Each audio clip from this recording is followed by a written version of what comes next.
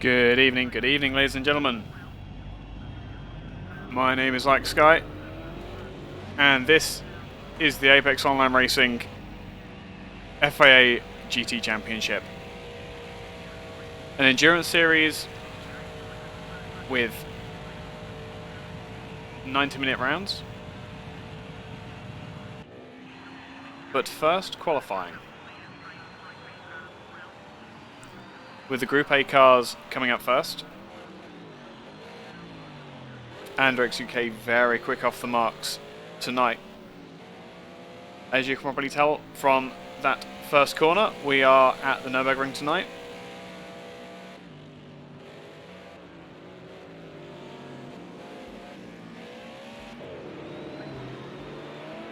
And looking to have some nice clean racing and everybody behaving themselves. Let's see how long that lasts. So as the drivers head out on their warm-up laps, the two-wheel drive BMWs and Mercedes will find this significantly easier, because as far as they're concerned, all they need to do is put their foot down and that's their tyres warm. As hopefully we're going to see from Mayborn coming down in here, lovely bit of opposite lock through the apex of the corner, and that will warm the tyres up nicely, front and rear. It looks like the Audi's having some fun as well with the old handling. Hopefully Andrex is going to be able to make those tyres last an entire stint, because otherwise they're going to be in trouble.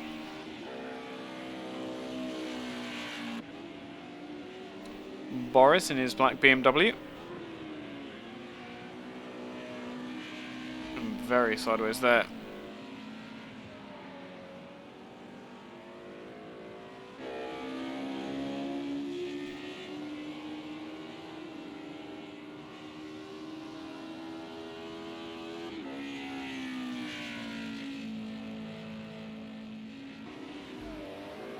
And one moment.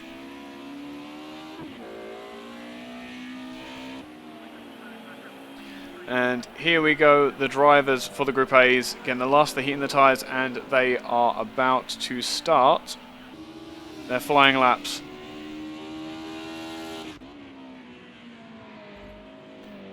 Everybody keep it nice and tidy. Last lap was for going sideways, this lap's for keeping it very much in a straight line. Smolder showing that absolutely perfectly in the Mercedes there. Coming down to Michelin. And hauling out Janka for Varsteiner.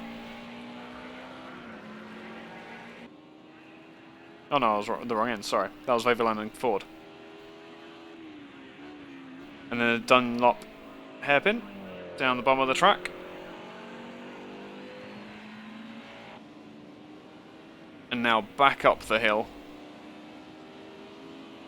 As always, steeper when you're sat on the track than when you're sat from such a high angle there. Can't quite see the difference in levels. Over that crest you can just see a hint of how steep that hill is really. Now round at Varsteiner. Very difficult corner in the wet as a puddle forms right on the apex of that corner.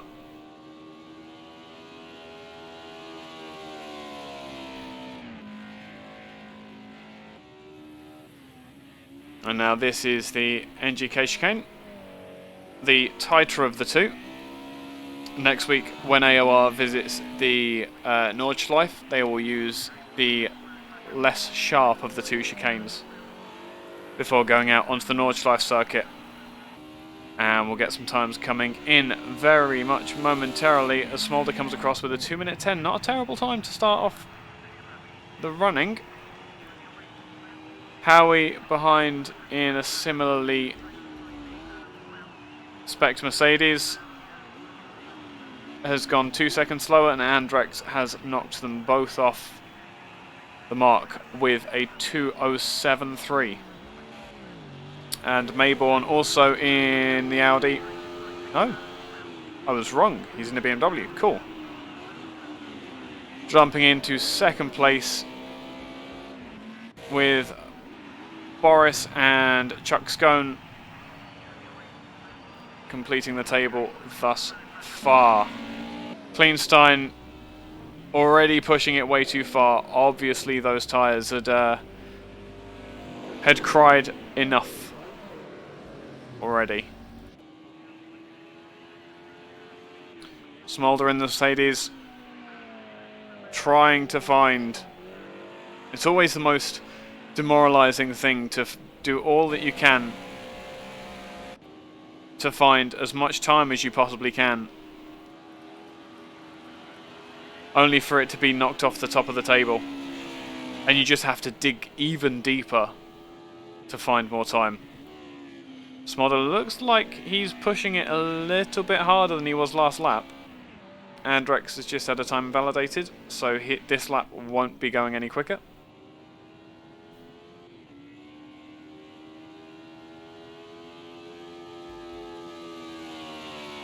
And as we watch Smolder come up towards the NGK chicane, Ticklewish Picklewickle having a massive lock-up and taking avoidant action, quite rightly too, under braking in the first hairpin. Audi's lock out the front row. Then there's an Audi and a BMW on the second row at this moment, and then we have Smolder, who was our first across the line. Lap 2 will be a second place with only a 1.6 second gap back to Andrex UK this time round. Very, very, very good effort from Smolder there to get past and break up the Audi trio with their four-wheel drive traction. Is nothing to be scoffed at. And it looks as though he has absolutely been on the edge of adhesion the entire time. Something we've seen from this championship, more associating with the BMWs being a lot more lively on the rear end, but Mercedes absolutely happy to drift it with the best of them in the hands of Smolder. Tripp has now just by 4/10 dislodged Smolder down to third place now, so second row of the grid. Again, nothing to be scoffed at. Some fantastic times being pulled out around here. And I think it's only because Andrex is able to make that Quattro dance like he is that we're seeing him at the top here.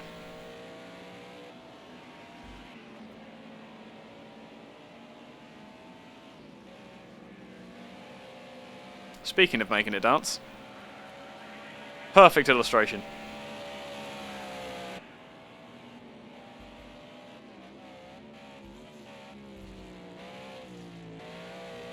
A minute and 30 to go before we bring the noise and get the GT1 cars out on track. Looking further down the field, Chuck Scone has given best, it seems, with only a minute left to go. He's probably not going to get a lap time in at this point with the 2-minute lap times that we're seeing. And Claes Lambo down the back of the grid at the minute. That Mercedes not quite behaving how he wants to, it seems. Apex Mayborn coming up the NGK chicane. And around the Coca-Cola curve at the top of the track. With the pit entrance on the right hand side, a narrow radius corner means you have to do all of the management to get into the pits cleanly. And that attempt will get Apex Mayborn up to 4th behind Smolder in the Mercedes. So, Ticklewish Picklewickle now, yes, in one of the Audis. Ticklewish Picklewickle now separated from his Audi comrades by 2 cars. The Mercedes of Smolder and the BMW of Mayborn. And 10 minutes has barely even crossed, and the GT1s are out of the pit lane. These really are some fantastic cars. They don't make them like they used to, but maybe they will do.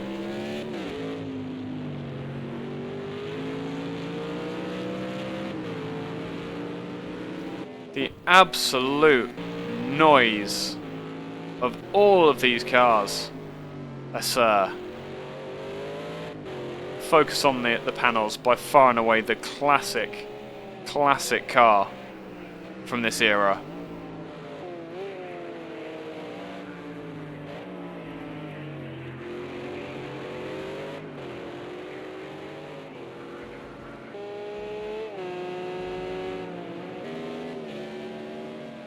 Marauder in the other panels has been showing very well in the races so far. Maybe the Nürburgring is going to be kind to the American monster and allow him a podium, if not a win.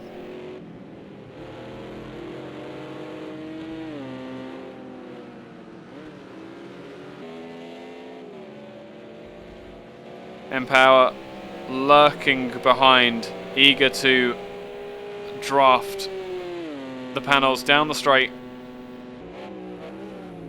unless they're going to find some space for themselves. They do have enough time for multiple laps here now. Empower's backing off to try and find some space, but that's going to slow up whoever's behind him. Who is that, Aaron? That is Aaron, yes.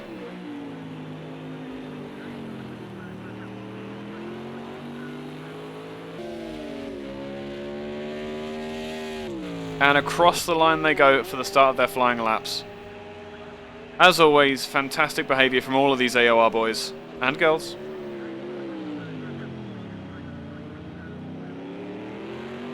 And it's fantastic to see AOR Chloe, Tix3 Chloe now. Congratulations on the partnership, by the way. Back in the league. Hopefully her internet issues resolved.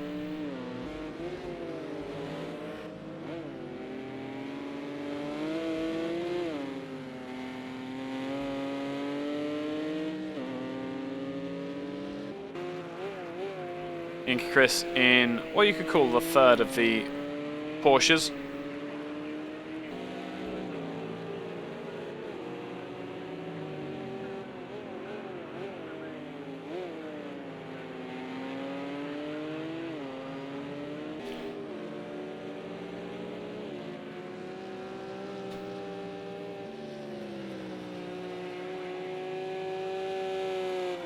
We just need to see first the times coming in. See where these all line up. Alan Rake in that absolutely amazing Ferrari. I really should be giving this more time. Absolutely monstrous, even almost more unique than the panels. If it wasn't for the fact that we've had screaming Ferraris around forever, that really would be a unique sound. Aaron coming through second place for the time being. Fantastic effort, only 1.6 seconds behind. And here is Chloe. 9/10 slower than Empower. Their opening bout's complete, all apart from Alan Rake.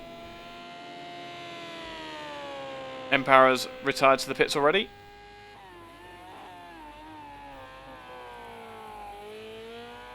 Absolutely ridiculous cars these are. I really do hope that we see a return to this level of competition and this popularity with the manufacturers as well. Alan Rake jumping all the way up to third, dislodging Aaron from his ideal position, second row on the grid for the time being. I'm getting it all sorts of messed up through turn one. He's not given up yet. How long will it be until the tyres cry enough?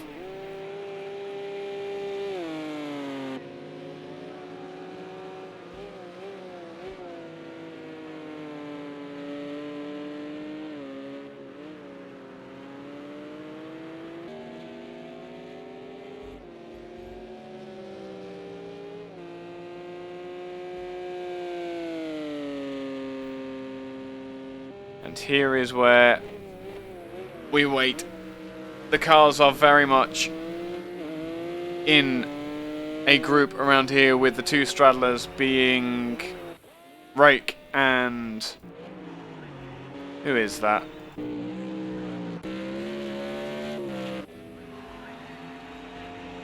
Inky Chris back up to third in the Porsche. So a Porsche lockout of the front of the grid at the moment. It's M-Power that's out on his own. Obviously he's seen the amount of space there is around the rest of the circuit and is going to take advantage. Not quite sure if this is a warm-up lap or if it's...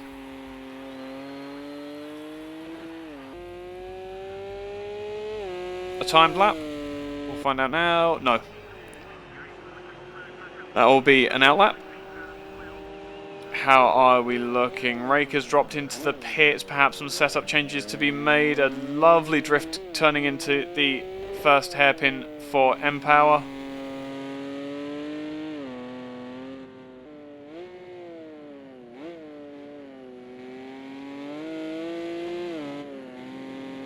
Very much behaving himself today. Nowhere near as flamboyant as we have seen him. There is an Aaron, by the looks of things, facing the wrong way, coming out of the Dunlop hairpin.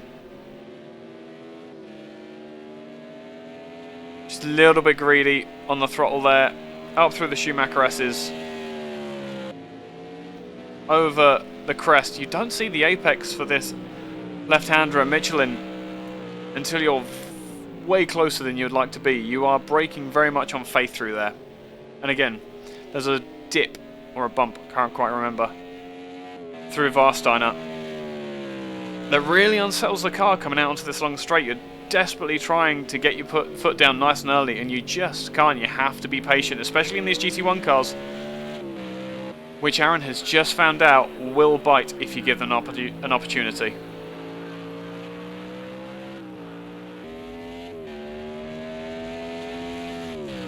Across the line goes Gio, 15 seconds slower than his previous lap time. Does Aaron, sorry. Gio, meanwhile, skipping the curb on the inside of Warsteiner there. Lights ablaze on the CLK.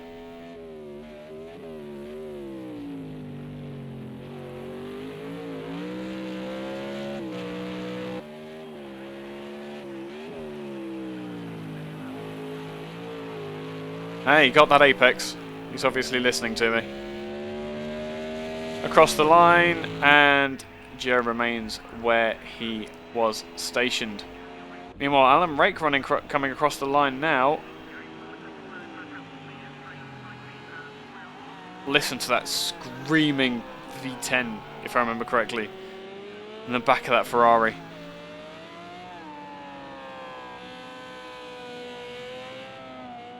The Ferrari shape really was made for this GT1 formula. A little twitch getting out on the curb. There's still time to save it. Only 55 seconds left in this session. These 20 minutes have absolutely flown by. And pretty soon, with everybody behaving themselves very well and not accruing any penalties, commentator curse incoming, we'll hopefully see what our starting grid's going to be.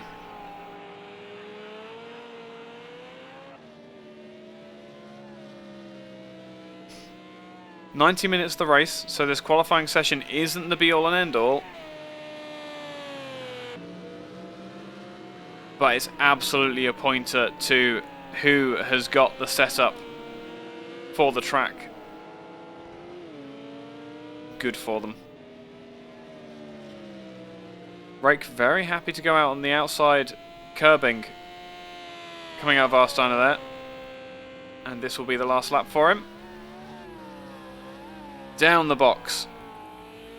Into NGK. Not quite running along the curb like he could be doing. Into Coca-Cola, running a nice wide line. Keep the revs up. Keep the traction going across the line. And that will not be an improvement, unfortunately. Eike Chris getting very tail happy coming up through the Schumacher S's.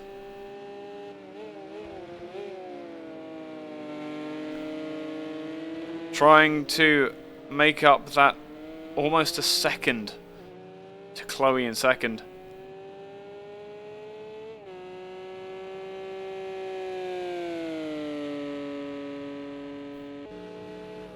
Sure there's a name for that straight. Marauder now in the Panos, pushing Eike Chris down to 4th place. A very late challenge for the Porsches. From that American muscle car, can Eike Chris respond?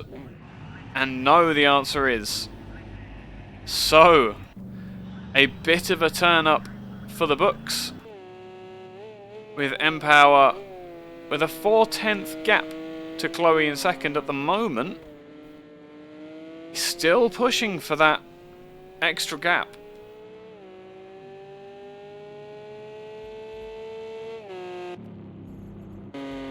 Just in case you were worried that mPower wasn't a racer. Well, looks like he might be doing some setup changes. Yeah. Into the pits he comes. And that is going to be our session coming to a close. There we go. Fantastic session there. Congratulations to all of you for 1, not accruing penalties. 2, an absolutely glorious session filled with drama, and we're not even in the race yet. There's even more time for things to go very, very, very pear-shaped.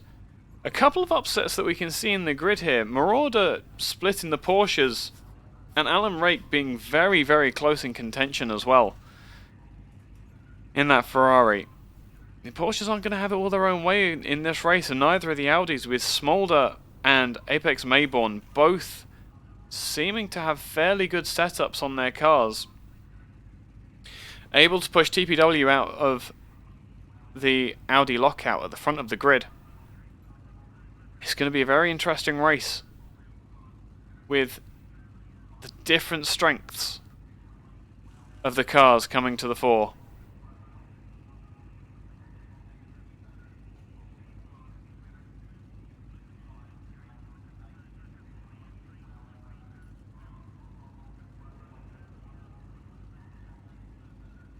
And now we just wait.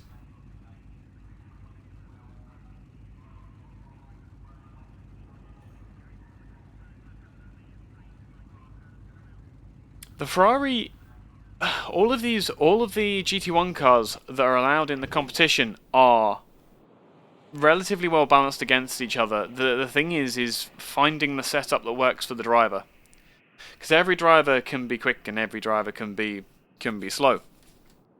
It's just a case of finding that happy medium where the car's happy and the driver's happy to push and they feel comfortable. Obviously, Rake has done some work on the Ferrari in the off time and has absolutely nailed it. Did you see that grey panels in the background? Lurking, silent at the moment, but it won't be long until that enormous American muscle car fires into life.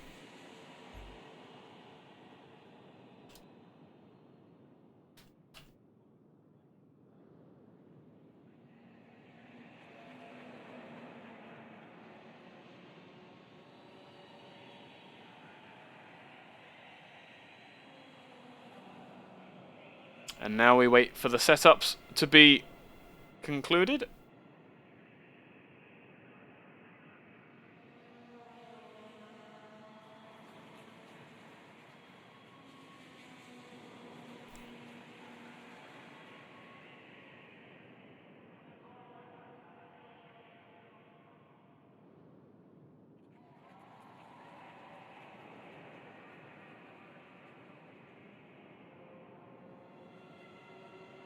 Six-litre V8 in the front of that panels. Yeah, the Nissan isn't necessarily barred from the championship, just no one decided to take it, which was strange. Yeah, no, even Andrex was questioning that. Now, if you have not seen an AOR race start before, welcome to the party, where have you been? So, Apex Online Racing runs a rolling start for these races, but with project cars being somewhat buggy at times when it comes to the rolling start procedures, the organisers at AOR made a very clever decision actually to run the races as we see here. So, with project cars, you start the race at a standing start and everything is up to its ideal temperature. But some of the drivers, especially in these GT1 cars, won't want to be running the tyres at the hottest temperature or the ideal temperature for the tyres. You'll want them to cool down so that they last longer through a stint and you can keep that pace up. Especially with a full fuel load, which obviously puts a lot more stress through the tyres in the process of a race.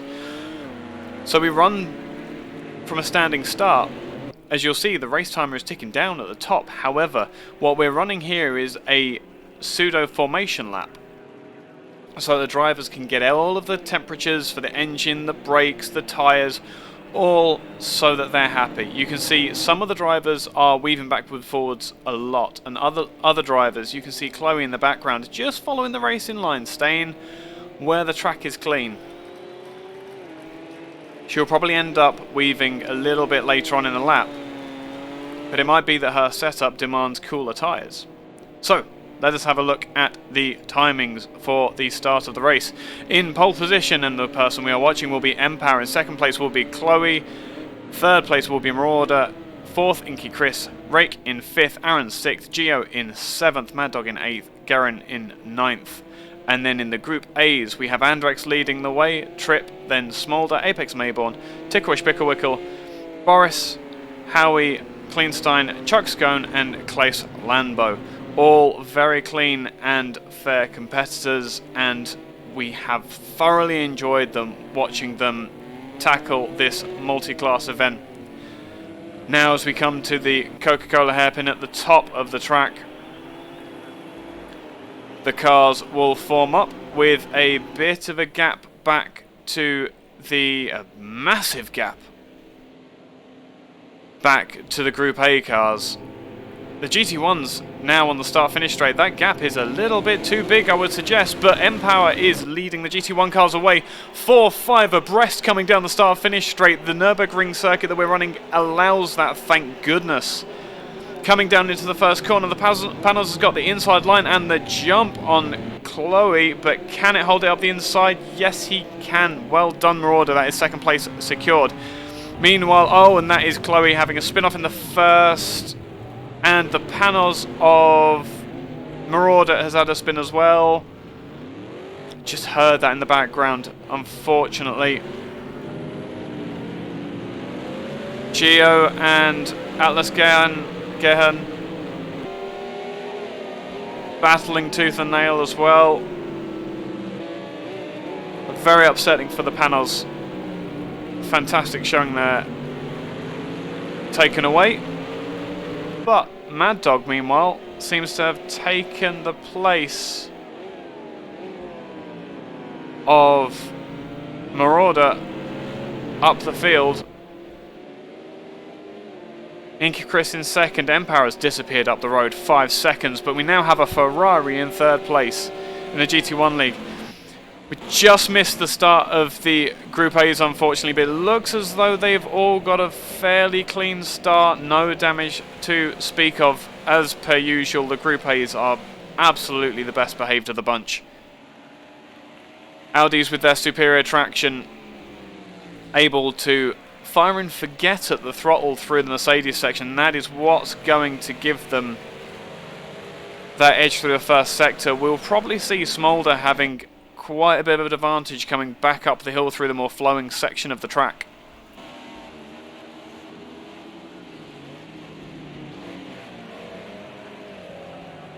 Mercedes running with a wide line for the start of that and then making the apex later in the corner allows him to get on the throttle sooner, which gives him a mile per hour or so extra down the straights, and that is what has given him that slight gap behind to the BMW behind.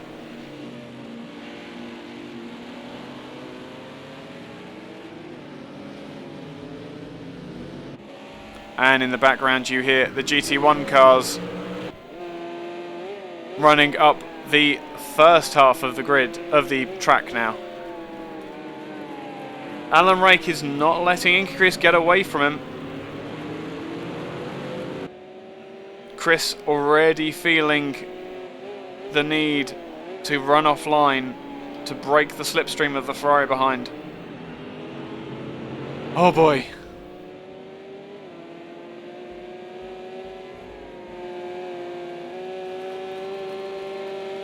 Did Chloe die? It seems. Yeah, no, Chloe's not dead. I'm hoping Chloe didn't have internet issues and that's what caused her crash, but it looks as though she had a collision with Marauder, which is the reason why she's so far down. That's not to say... Just got interrupted by engine. I'm not complaining. That's not to say that the race is over for either of these cars. They've both shown fantastic pace. Chloe getting second on the grid and Marauder getting third. This race is absolutely not over for them. And we're already seeing Marauder putting pressure on Chloe. That panels is looking very strong in front of Marauder and behind Marauder. Aaron is pitting for damage, so maybe it was Aaron that caused the problem in that turn 2 incident. This is where it happened 2 laps ago.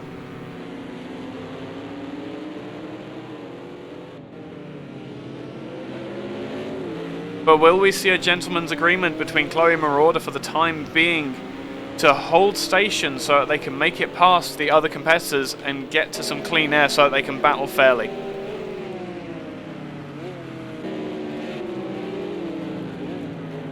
I don't think that's going to happen. I don't know about you.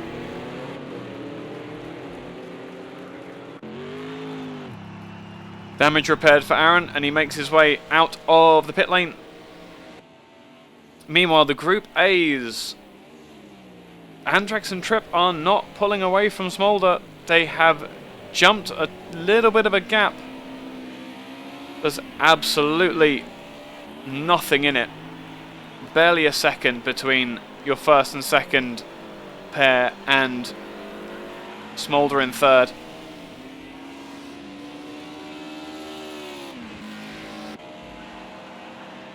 Unbelievably too, the gaps are fairly even between all the cars. It won't stay that way for long. In the background of your screen there, and this is where it was always going to be a problem with that enormous gap between the back of the GT1s and Andrex in the Group A's. You are seeing M-Power after 4 laps looking to lap the tail enders of this Group A field. That's not to say that Group A's are, that the drivers are bad in the slightest.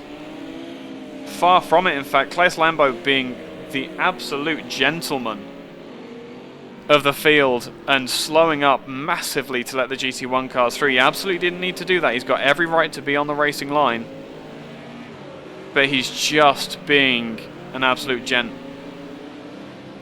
Kleinstein chasing down Chuck Scone in 8th in class.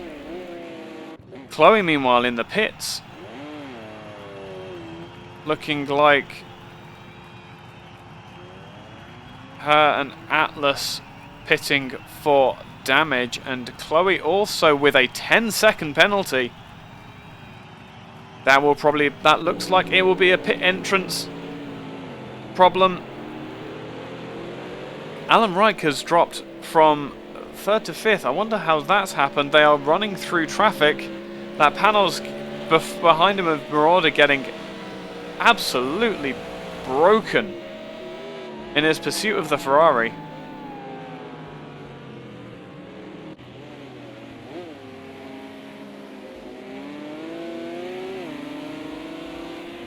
And this is where it's going to get very, very messy. You have the GT1 cars all in a battle, trying to get past the significantly slower Group A cars.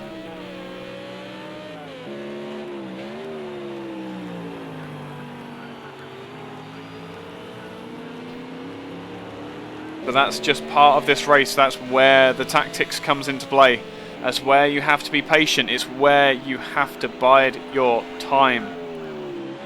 Not get greedy.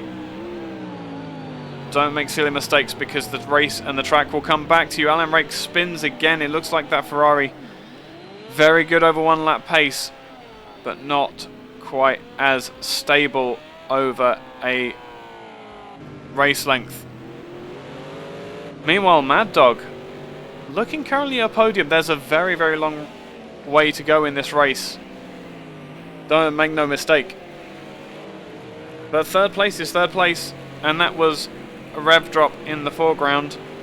That's probably from the Porsche in front.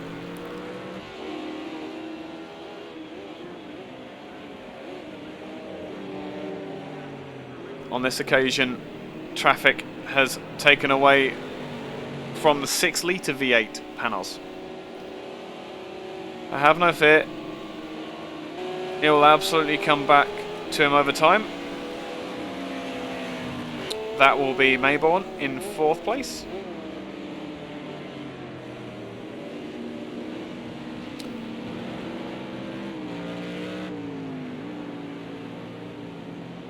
Again, Mad Dog being an absolute gentleman, losing a massive amount of time through that left-right of Michelin and Varsteiner.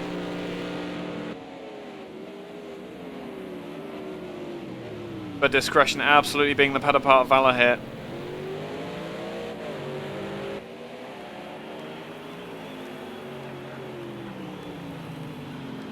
Andrex as well being very polite in jumping offline to let the GT1 cars past.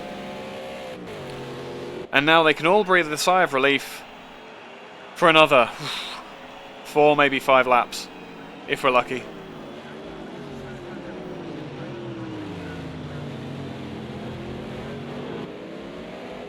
Oh, sorry, that was Tripp that jumped offline.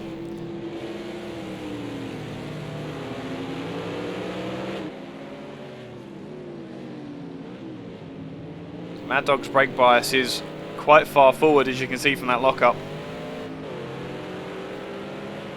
Left inside wheel on turning, just slowing a little bit. That wouldn't have flat spotted or overly heated the tyres. It's not something you want to do on a regular basis.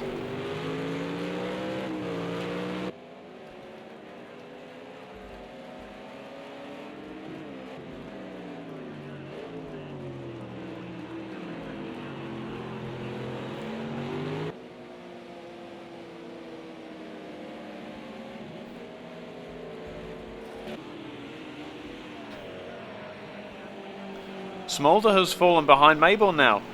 There we go, that's something that we absolutely missed. It looks like it must have been a mistake from Smolder though, because he was pulling away from Mayborn at the time. And given a bit of recuperation time, is right back on the bumper of that BMW.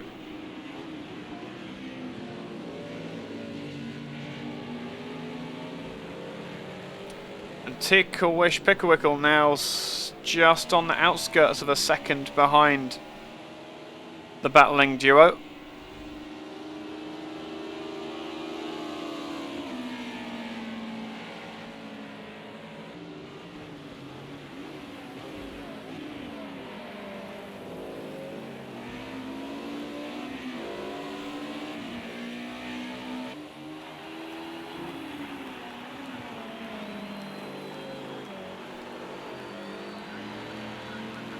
And herein lies the challenge.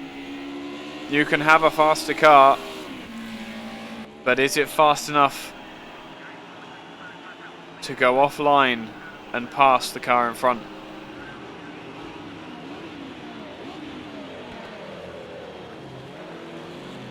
Mayborn goes very, very wide into that hairpin, and that inches the Mercedes closer again. we shouldn't see the problems that we were having yesterday with the GT3 League, where the aero is being taken away when these cars are running close together.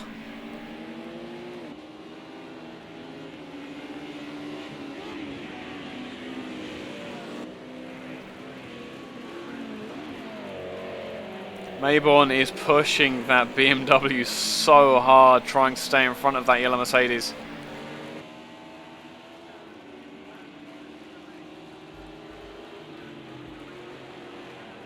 Tripp, meanwhile, in relative comfort with 2 seconds in front and behind.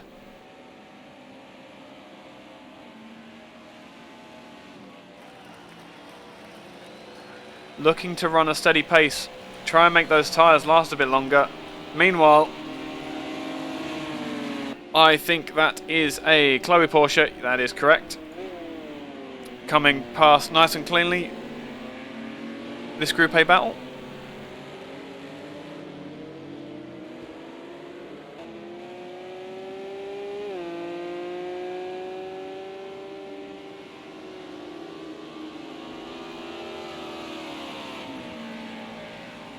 And is this the straight in which Smolder makes the attack? No, the BMW has taken a very early apex into the NGK chicane, and that blocks the Mercedes for the time being.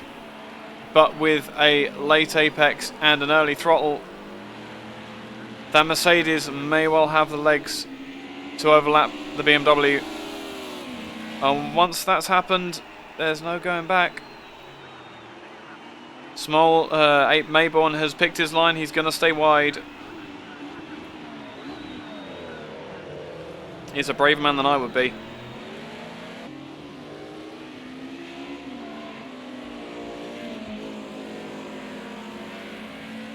We're going to break away from this battle for just a second to check on the upper echelons of the championship, as we have a Mercedes sandwich between two Panos pieces of bread.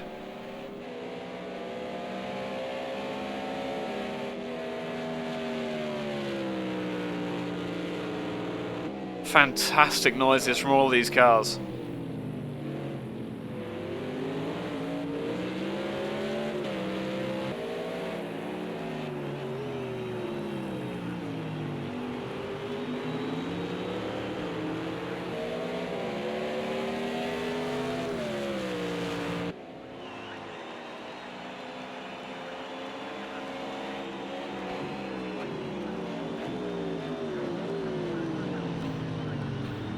And Marauder having to take evasive action behind Gio. The overspeed generated by the lack of air in front of the panels proving too much for the brakes on this particular occasion. Which now frees up Gio to push the attack on Mad Dog. Mad Dog sticking to his line very bravely again, focusing on what he needs to do.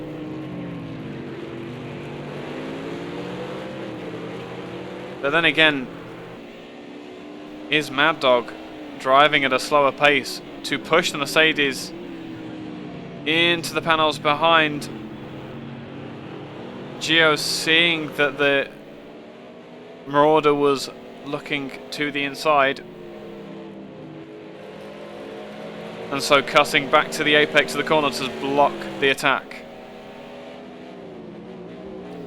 It could be that Gio realizes what's happening, and that's just going to make him attack even harder.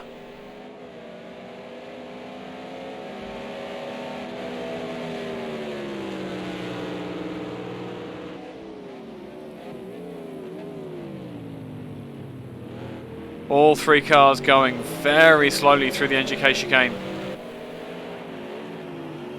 Marauder just having a very brief look, just trying to distract Gio, but I think he will have wised up to that by now.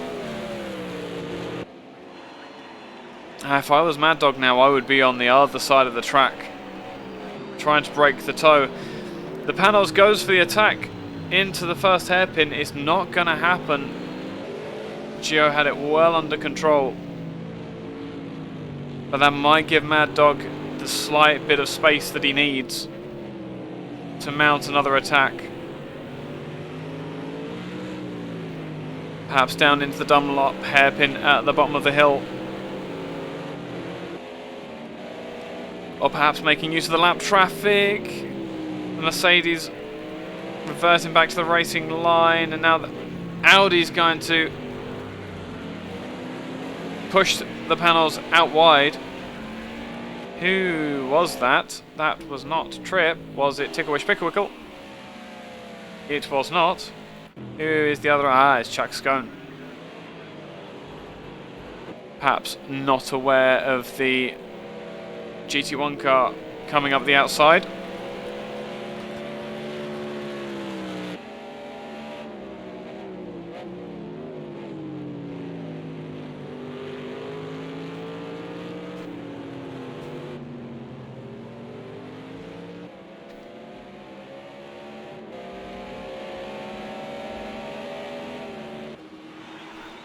And we come back to the battle for 4th place in Group A to find what on earth is that? A Tripp has lost.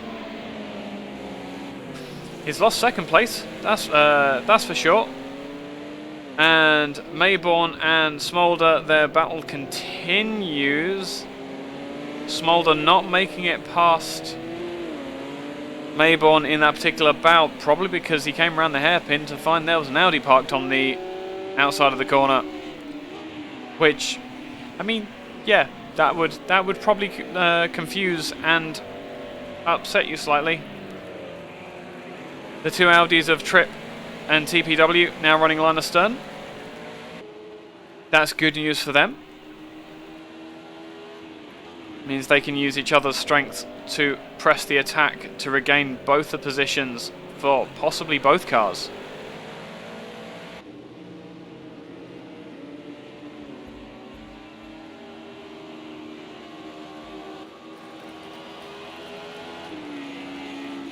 Absolutely astounded at the quality of racing we're seeing here today. It just goes to show how much of a racer's track Nürburgring is. We just see a flash of an exclamation mark coming from Gio as that gap between the Mercedes and the Panos in front just getting slightly massaged by traffic. Mad Dog having to go up the inside of the BMW on the turn in to Michelin curve, and the Mercedes having to follow suit through Warsteiner.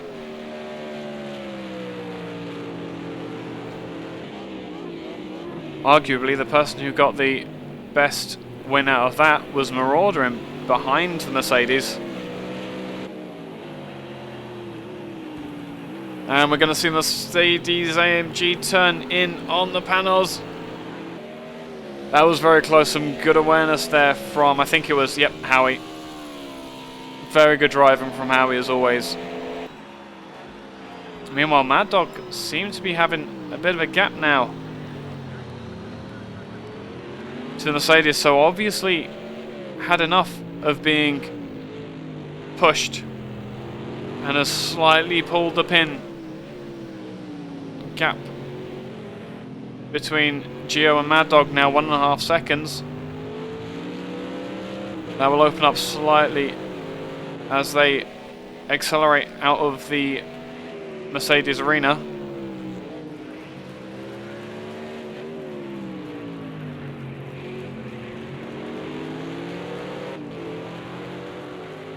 Now this is going to be interesting. GT1 cars coming up on the faster of the Group A cars. The battle that we've been watching for so long that is still raging. And the battle for 4th, should we say, is going to come straight past, and that is going to be a half spin for Tickwish for Tripp. Yep.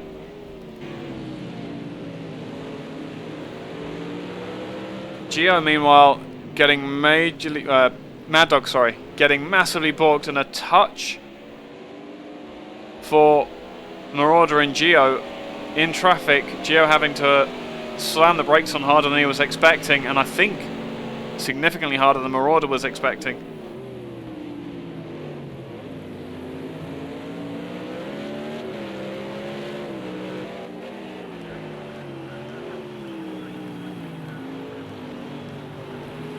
Just had a comment come in from the boxer saying Aaron was a victim in the second corner and then bent it by himself because the stupid game repairs the damage, but the game doesn't work as if there was no damage. The car was uncontrollable. So it sounds as though we have lost Aaron from the running, and that's very unfortunate.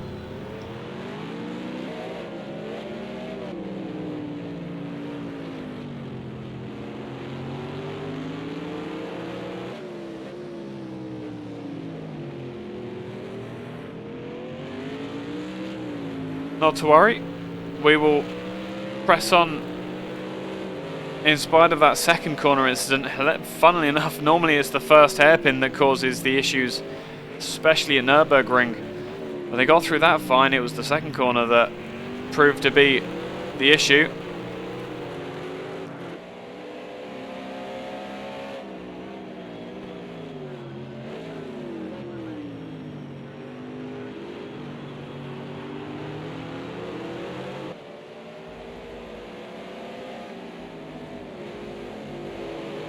We seem to have lost Trip as well, unless I'm going absolutely mad. From the running. That seems to be the case, yep. That's very upsetting, and which one of the crazy panels have gone around the outside of a Group A car?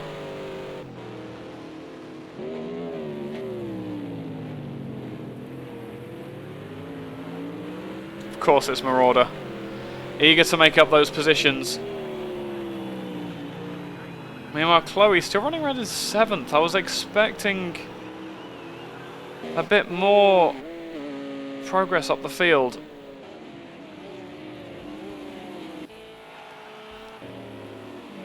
Just, I heard a car revs drop. May have just been me, that's fine. But Rake and Chloe, desperate to try and find their way further up the field, but they are chasing a very competitive Marauder, Gio and Mad Dog.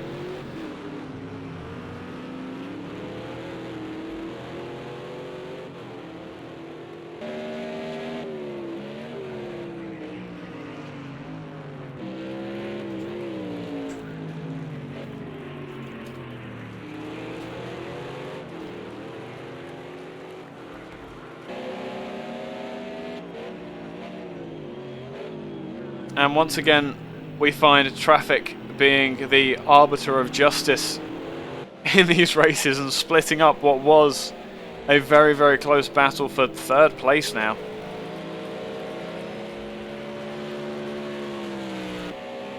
The Porsche's up in front, running in fairly clean air. It's going to be a fairly big ask or a fairly big crash to knock these two off the top of the field. Those Porsches really do seem to just be the workman's boot of this GT1 class, able to fairly easily be suited to any track. I was about to get very excited there as a GT1 car passed a Group A car. But coming out on to the start-finish straight is the place you want to be overtaking them. Marauder hopefully will have a gap behind just to get past Lambo before he turns in. Not quite. And the panels will drop back slightly. There we go. Gio, meanwhile, will be left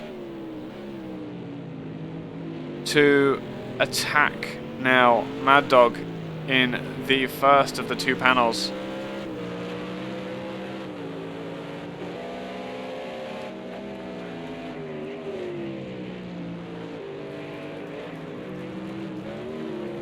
Half an hour gone in this race of 90 minutes. Only 60 remaining. And other than the Porsches up front, which we were kind of expecting, it has to be said,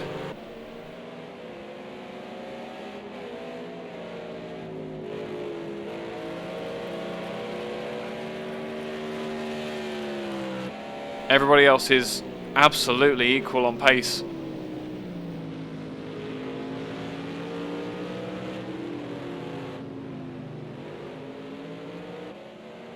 It's a shame. I don't think we have a Warsteiner Mercedes, actually.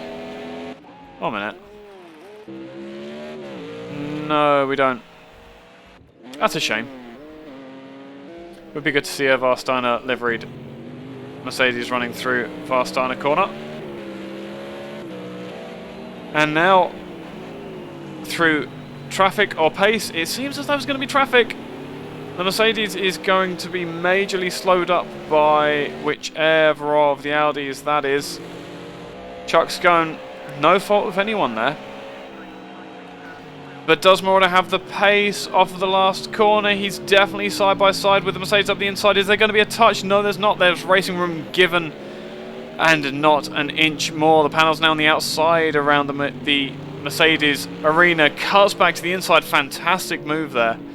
But not quite the grip and pace over the Mercedes to be able to make the pass. It's going to be difficult for Marauder, as the cars are very, very similar on pace, and the drivers absolutely nailing their setups, it seems. These guys have got such a stable setup that they can get very aggressive with the throttle on exit.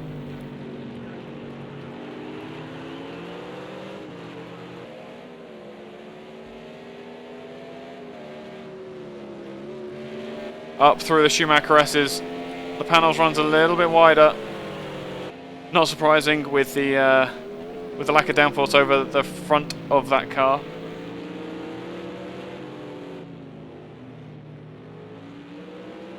Remember, if you're in chat and have any questions or have any opinions that you want us to hear, feel free to do so, because I am all ears. There's a reason why we do this on YouTube.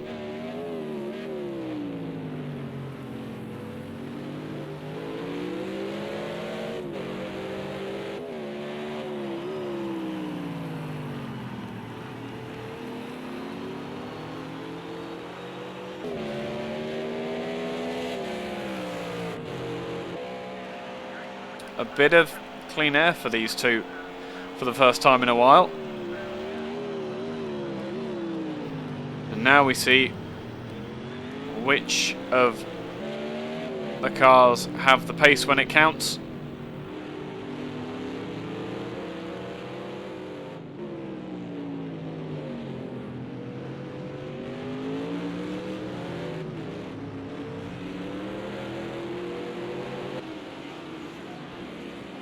Switching back to the Group A's for a second, and Tickawish Pickwickle has gotten past the Mercedes of Smolder, perhaps not having the pace in that Mercedes that he once had. Either that, or he has had an accident again. That is...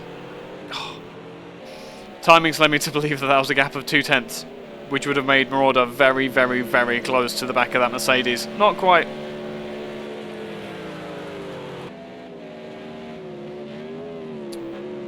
But still absolutely within fighting distance.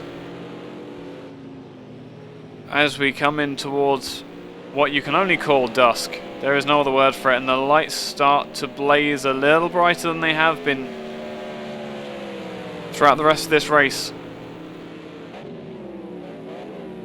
And I think that was a Mercedes jumping off the track in avoidance, and that is a spin from Marauder. Ah, how disappointing for him. The attack well and truly abated for the time being, and now we have Gio, and it was Howie off in the gravel and has jumped into the pits. Bit early for a scheduled pit stop, but I'm sure you could make it work from here.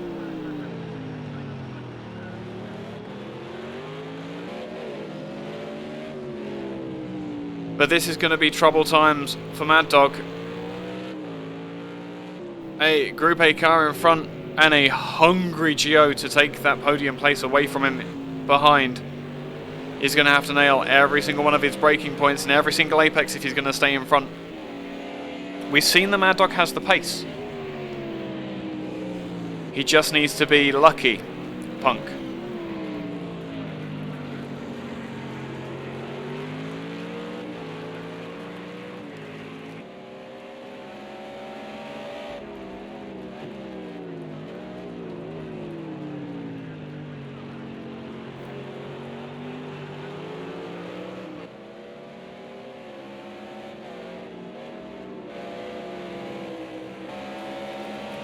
And now we're getting to the point where in the commentary booth, it's really warming up. As well as out on track.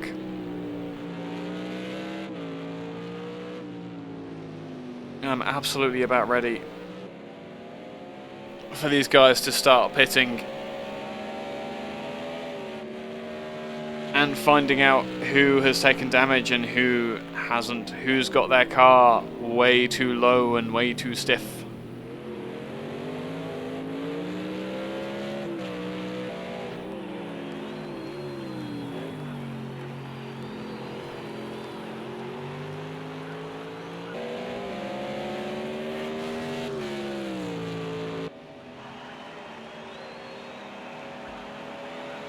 Smolder yet again looking in the back of Ticklish Pickle Wickle with just a bit of hesitancy.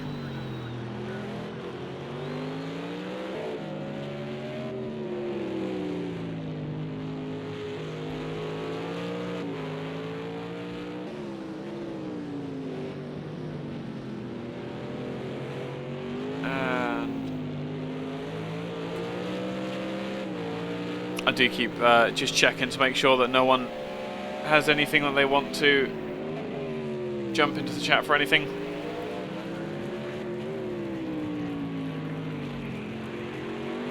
The gap's staying fairly concrete. We are going to have to wait for some traffic before we see either this battle break up or become even closer. And as if by magic, our wish is granted. Coming up through the Schumacher S's, there's not one but 2 or 3 cars. And the GT1s are going to have to be extra careful now.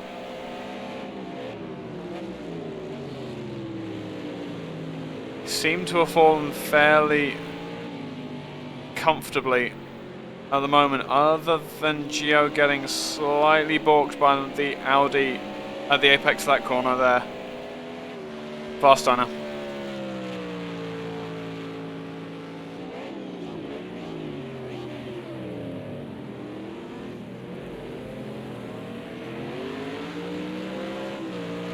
And again, Gio having to sharpen his apex significantly for the lapping Group A car.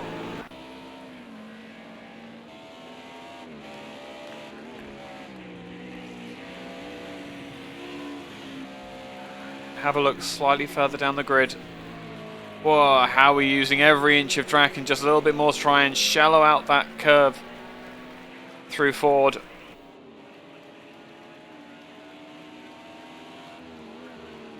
Falling down the hill to the Dunlop hairpin. Skoda seems taking a very wide line, karting line, around that hairpin. Again, anything to keep the speed up, anything to have just that 1 or 2 mile per hour advantage. Spit of flame from the Mercedes on upshift.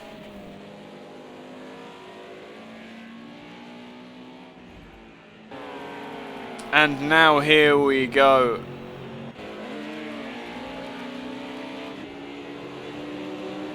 That is TX3 Chloe on the back of the Ferrari of Alan Rake. And what does the Ferrari have to give? An apex is not what Alan Rake has there. There was the nose of a Porsche there. Chloe having to give best for the time being. Will absolutely nail the BMW on the outside. Coming into Michelin. Very sideways and a spin for the Porsche.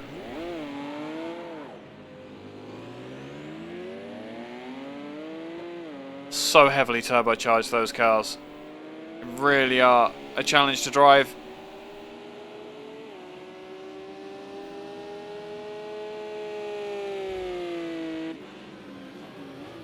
TPW, meanwhile, now pushing onto the back of Apex Mayborn in the BMW. We are going to see, by the looks of it, potentially an Audi 1-2.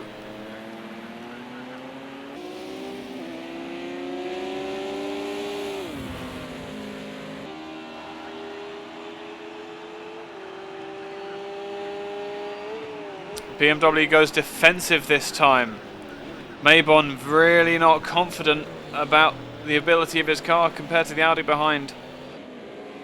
And rightly so, absolutely doing the right thing there. The Audi not able to turn in because there was a white BMW in the way. But the traction meaning that in the end it might be ever so slightly inevitable for the BMW.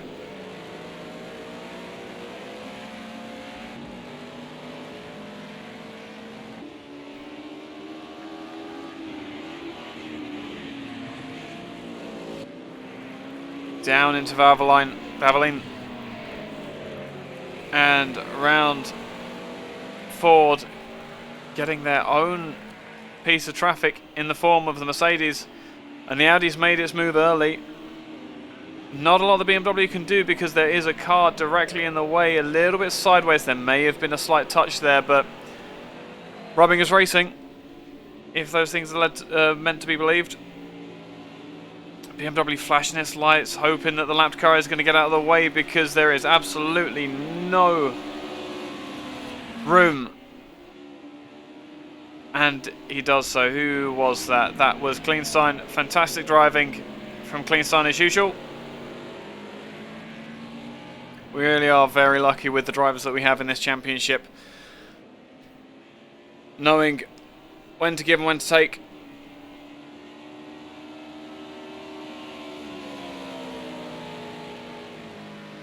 And now the Audi with a massive overspeed over the BMW chooses a side and chooses incorrectly.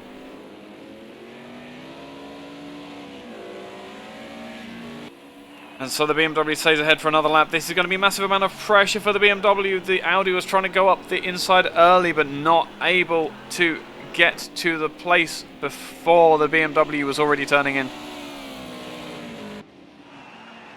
But here it's going to be even harder.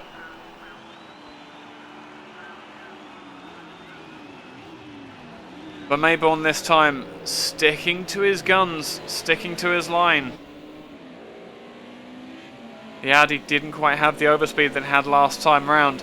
And we have our leader in the pits, Empire, pitting rather early for what he is known for. Perhaps that Porsche is tyre limited on these stints. Obviously the second stint is going to be significantly easier, but at the same time, no, it's fuel limited that we're seeing.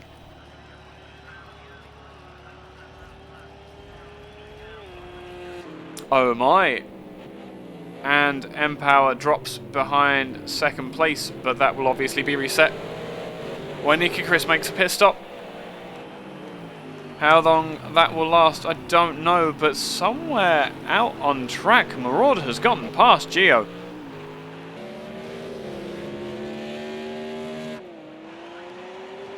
And now he is flashing his teammate. Don't know whether that's for a let him pass or just to let him know all is well, you're safe, I'm here now. But that must have come and gone with a spin because that was not...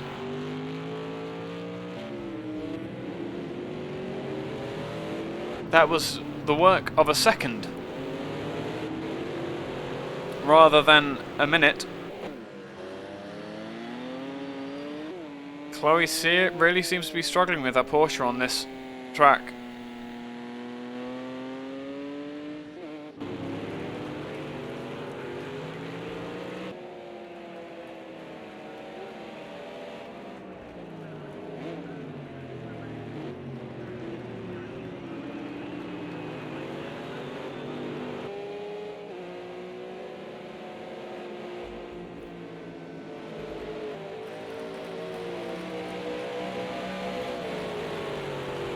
So 2 panels now running along the stern, and M-Power has just incurred a second penalty.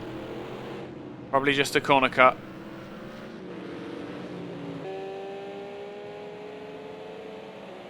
And we will probably see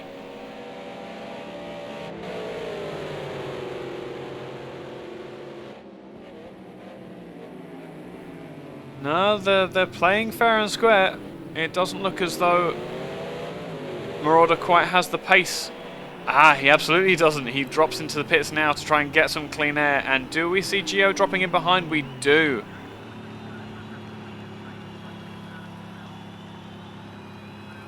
Matching pit strategies here.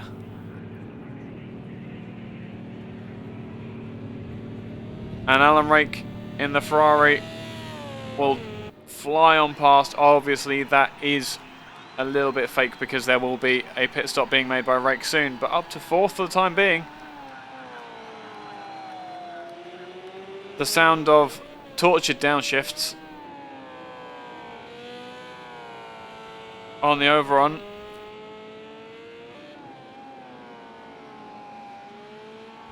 And we've got Andrex UK in the pits as well. Your race leader in Group A crawls down the pit lane. Meanwhile, the battle behind is getting a little bit warm now, you could say. I'm sure the BMW is feeling that. Meanwhile, Lambo... Oof.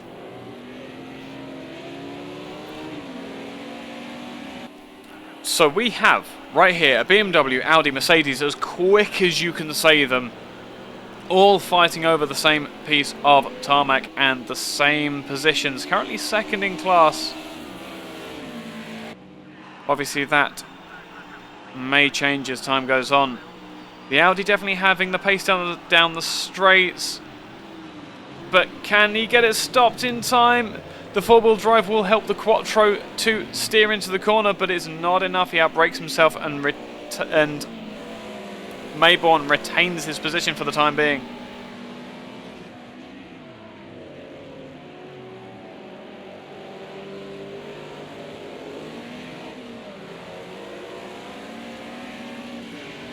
And that is the window, the small flat window opened for Smolder in now 3rd place for the time being, to potentially have a look. It's also a very good opportunity for Smolder to make his pit stop and get out into some clean air.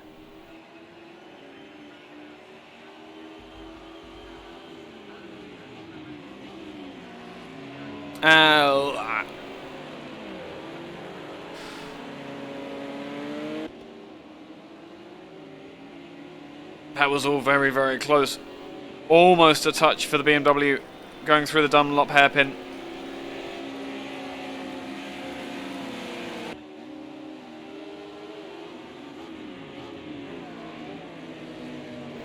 And now this battle is going to be split up momentarily for the passing of a GT1 car, it looks like. Alan Reich now having a pit stop. Change of tyres. Marauder. And now Gio, yep. Gio has made it back past in the pit lane. So was it fuel only for Gio versus tyres perhaps for Marauder? Or maybe that's not quite enough of a gap, is it really? Must be slightly more fuel going through the panels than through the Mercedes. Because their pit entrance was certainly fairly equal.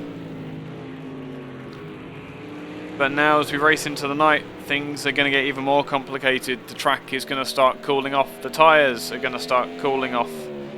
or not retaining their heat as much. The drivers are going to have to be working harder and harder to keep the tyres at the temperature where they need to be.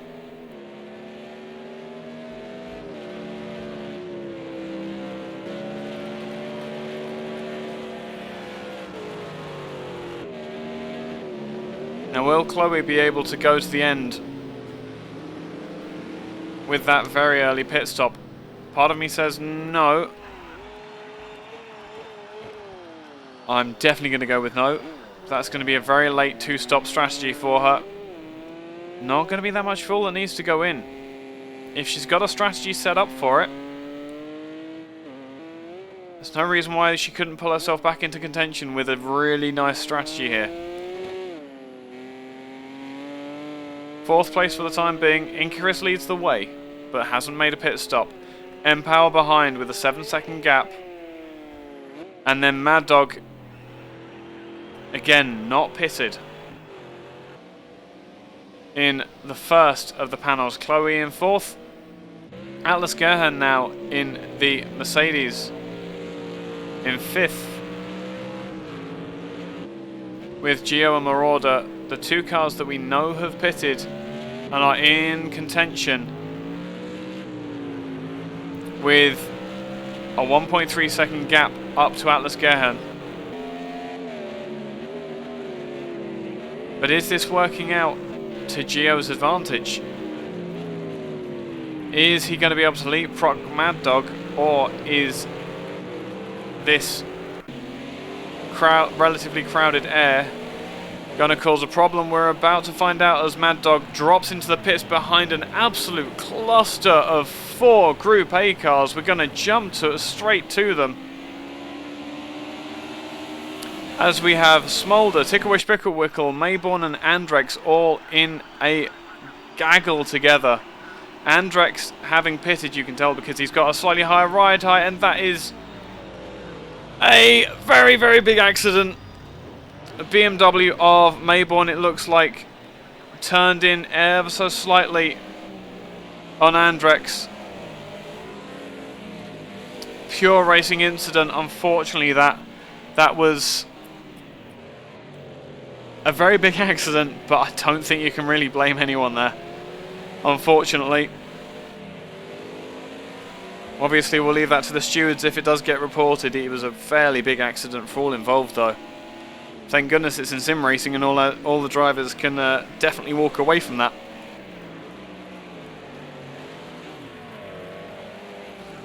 So I think that was Mayborn just not anticipating how eager Andrex was going to be to get past. And now a very late apex for the BMW and a bit of sideways action in defense of his position against TPW. And Andrex in the Audi looking to make his way past Smolder back to the head of the field. I tell you what though, whatever happened, that collision has thrown the cat amongst the pigeons, because now we have 2 Audis with damage that have pitted. Now, I think it may just be Andrex that has pitted out of this. But do they fix damage or do they not? How much are these cars currently affected?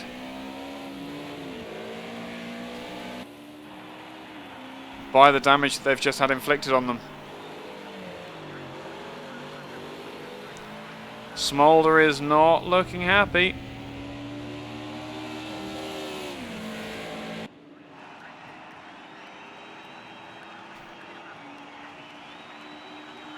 Not even blocking for the Audi up the inside.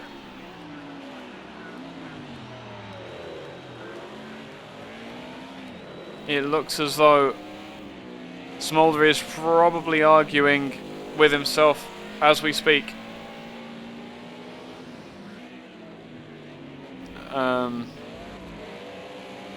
Over whether to pit for the damage or just run with it. Chuck Scone and Lambo both in the pits. Lambo has a very early pit box there. And that would be Boris coming past to lap Chuck's gun. TPW on the back of the BMW of Apex Mayborn.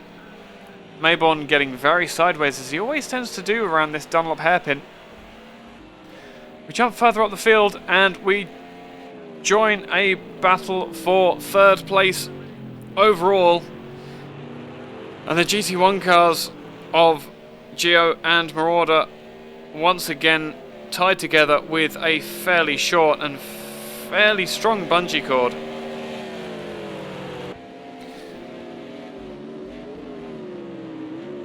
Meanwhile, M-Power, having made a pit stop, has gotten back up to the leader of Eike Chris. Now having a pit stop in hand, basically, over the rest of the field.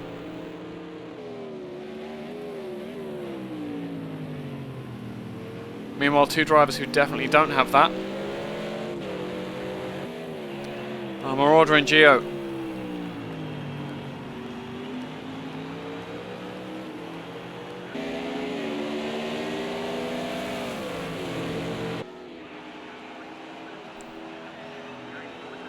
Should they find themselves with the ever so slightest small gap, they might even have a battle.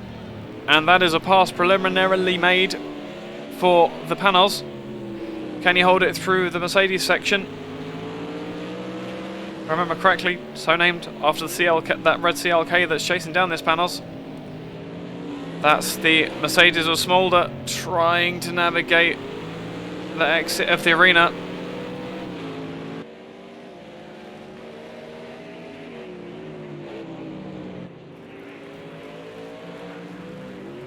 And having lost the lead, Eike Chris now makes a pit stop.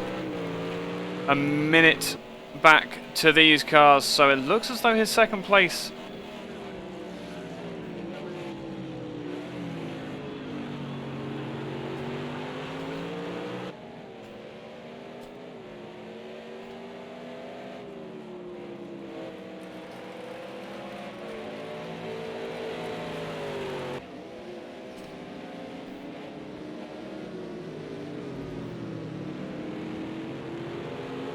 and now Marauder goes from the attacker to the defender.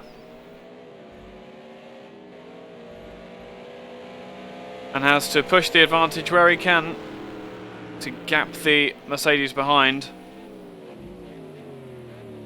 Looks as though he's done that fairly comprehensively for the time being. But all it requires is one piece of traffic. Meanwhile, TPW finally getting to the correct side of the BMW in third place. But Mayborn comes back at him.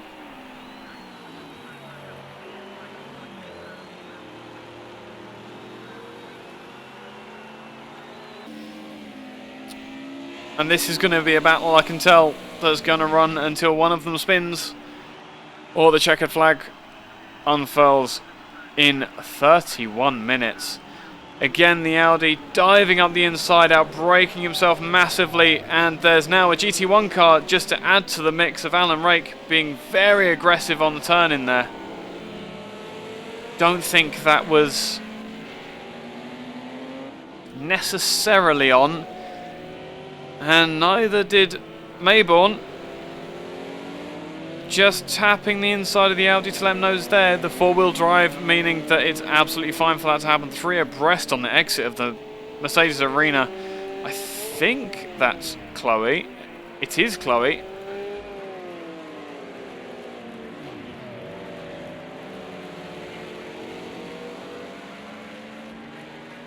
Coming past. And again, the Audi goes for the inside line into the Dunlop hairpin. The BMW goes very sideways, but he can't get to the apex because there's an Audi there now that there wasn't before. And it looks like that pass might be made. The BMW wiggles backwards and forwards, in and out of the draft.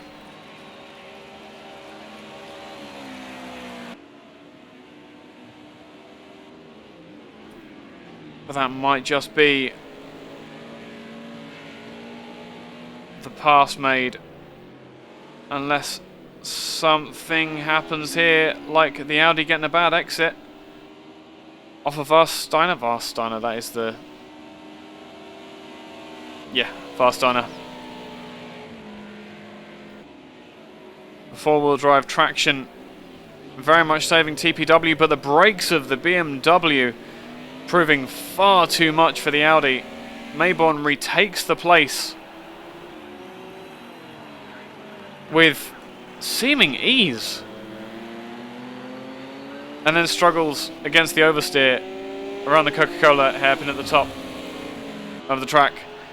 And once again the Audi's on the bumper. Mayborn is going to block this time, forcing the Audi to the outside. But we've just seen just how good that BMW is under brakes, and it's not going to happen for the Audi driver here.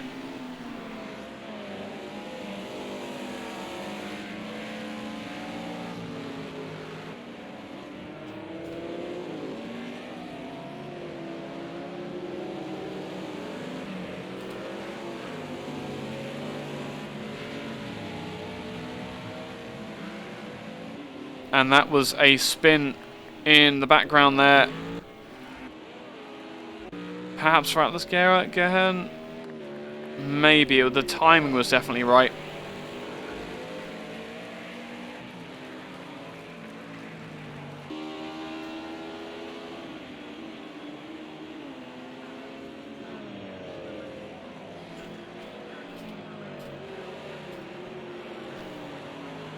Once again, the Audi right on the bumper of the BMW. Two different cars having two different strengths. And a GT1 car comes flying past.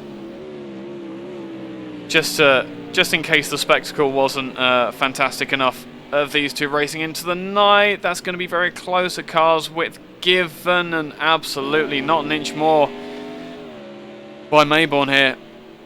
Fantastic and gentlemanly driving as always. Mayborn, it seems, missing the apex that time through Advan corner, giving him the inside for the chicane, but it's not enough on this occasion. The Audi goes to the inside very early using the superior traction. They both have a wiggle, almost in sync. And now they run side by side down the start-finish straight. What on earth? Well, we've seen this already. We know the BMW is good under brakes. Can Mayborn bring it back? Yes, he can. Can he hold it through the Mercedes section? He just washes the car out wide in front of the Audi, and the Audi's got nowhere to go. It goes to show, and that is Chloe and Rake now having a fight. Sorry, I saw those flicking. Chloe undoubtedly in the faster car. Was in the fastest car. Perhaps before damage. Rake giving her the benefit of space. And now the Porsche gets to stretch its turbocharged legs. Chloe running to the outside, switching back to the inside, and a massive collision between the two of them. Rake still in the front at the moment, but went significantly deeper into the gravel trap. That's going to take him quite some time to get out.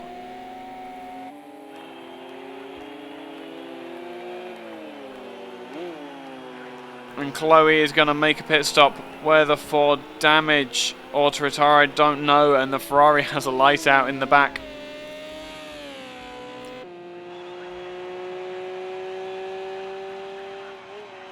Ain't nothing like a Ferrari with a war wound.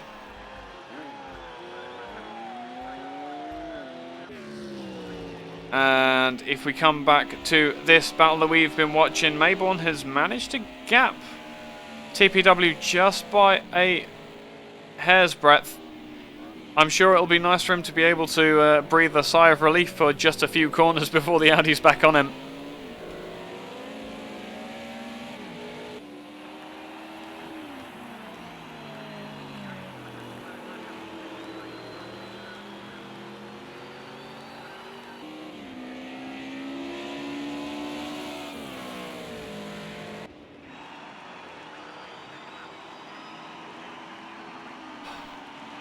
And we get to take a breath as well,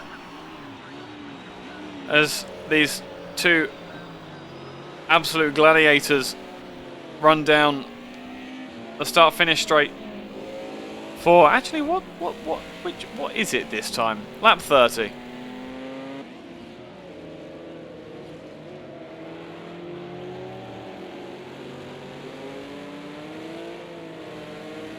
And behind them we have a Porsche of Chris, yeah, splitting up the battle again and trying to find a safe way past the BMW of Mayborn.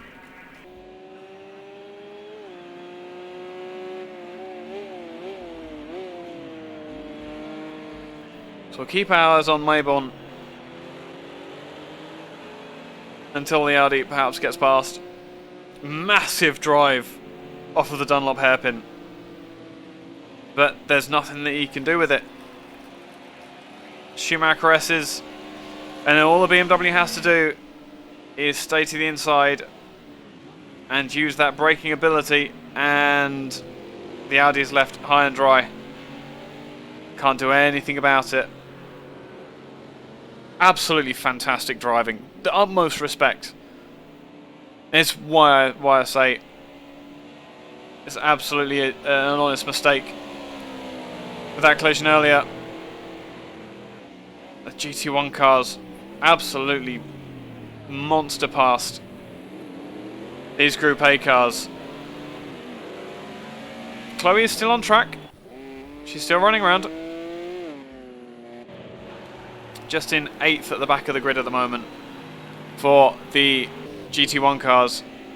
Now the BMW is going to be up against it once again. Audi in the draft goes to the left. The track's wide enough that he could have gone right. He's going to try and use the racing line to his advantage. Absolutely screw over Gio in the process as these two Group A cars battle away. Very well navigated for everyone through the Mercedes arena there.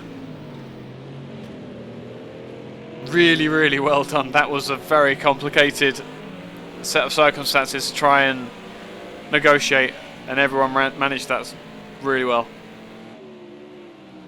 And battle rejoined for TPW and Mayborn. BMW seemingly going sideways into more or less every corner. And the Audi once again has the toe and the drive out of Ford curve.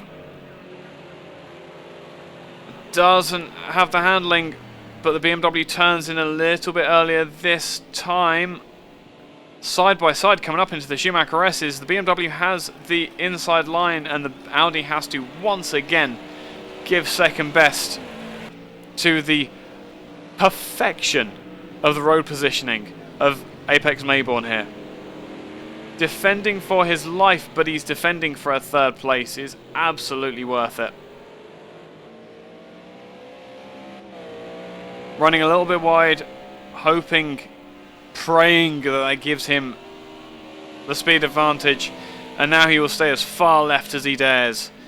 Coming up into the NGK chicane and use that proven braking ability of the BMW to get into the apex. No drive coming off the corner. The Audi drives past as if he's standing still.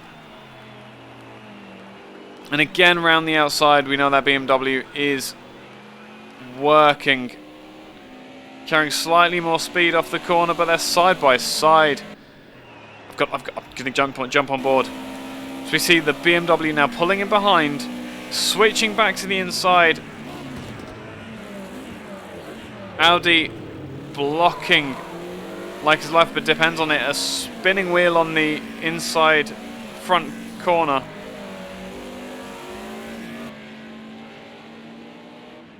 And again, we wait for the next time where the BMW's braking ability proves too much for the Audi again. The Audi has all the drive, but it has so much more weight than the other Group A cars. It just can't stop as well. Meanwhile, the BMW, almost mini-like by comparison.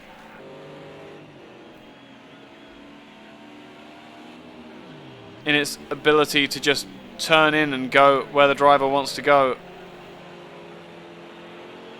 Absolutely fantastic driving from all involved here. Really is.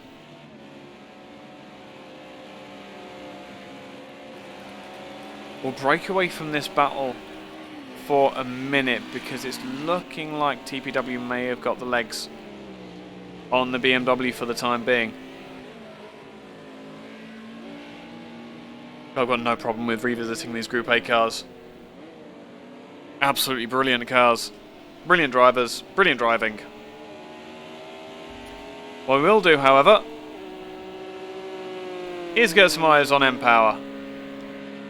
Leader of the race since the very start.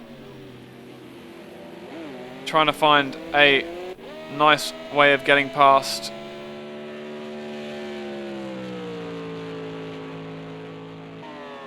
the Audi of Tigorish Pickwickle. Meanwhile, Atlas is closing in on Alan Rake, but it's Rake who has done the passing.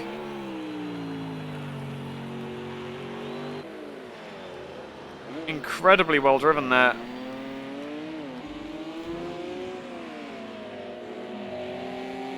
As Howie jumps out of the way of the leader. I don't think he had too much of a choice. It looks like the understeer was getting the better of him in there.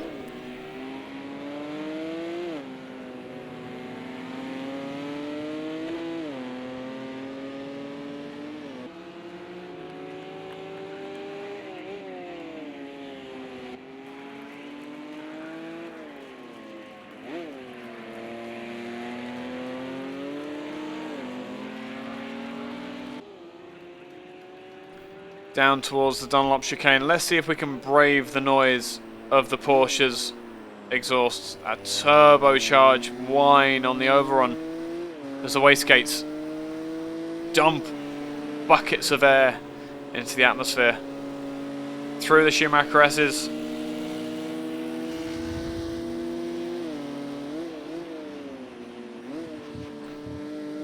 Down into Michelin Curve. I'll grab the speedo up for you on the map. There we go. mPower in a league of his own, it seems. Up through Advan Curve. And then down the gears, second gear most likely. There we go.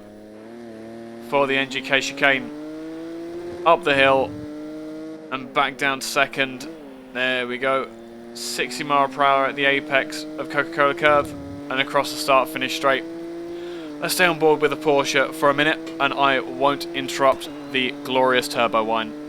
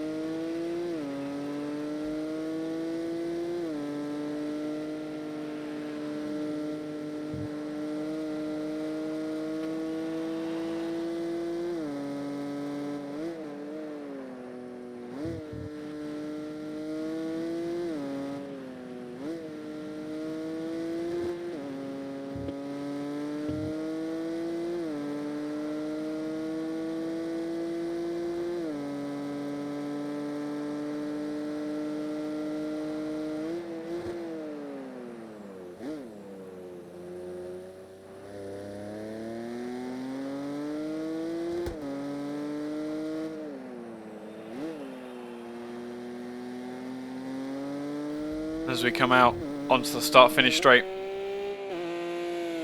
A full lap with your leader, M-Power.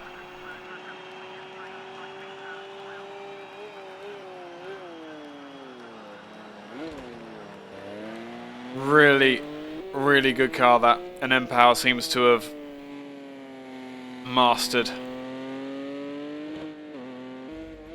the setups for each and every track. He really seems to have taken a liking to the Porsche.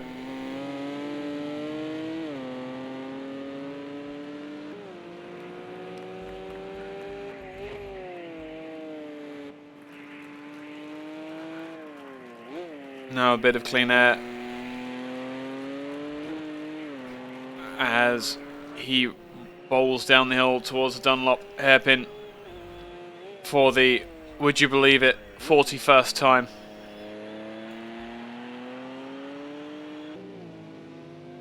As he has this championship, just controlled it from start to finish.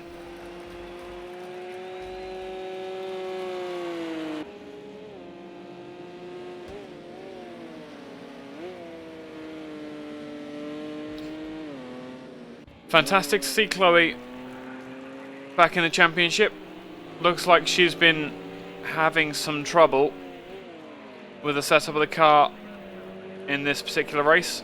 Whatever's going on, the Nürburgring has not been kind to her. But I'm sure she will come back even stronger next time out.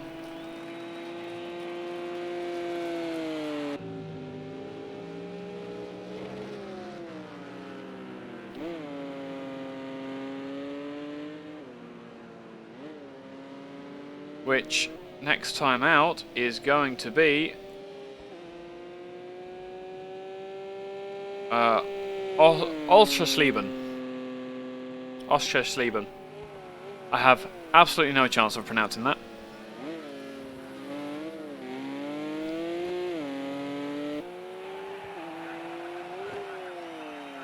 We'll probably find, and Alan Rake pits finally.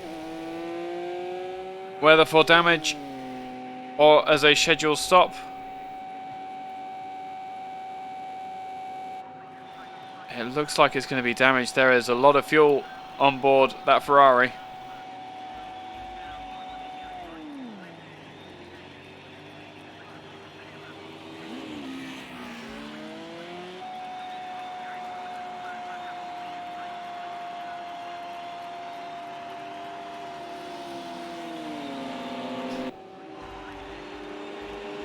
And that will drop him behind Chloe. And no further. However, he's going to have to jump out of the way of the panels. There we go. We have seen Marauder retake third place at the top of the non-Porsche tables. Again, a very good showing from the American Behemoths. And the German, I wonder what Behemoth is in German. Exiting the Mercedes arena for the 41st time now. I do believe he's a lap down. 42.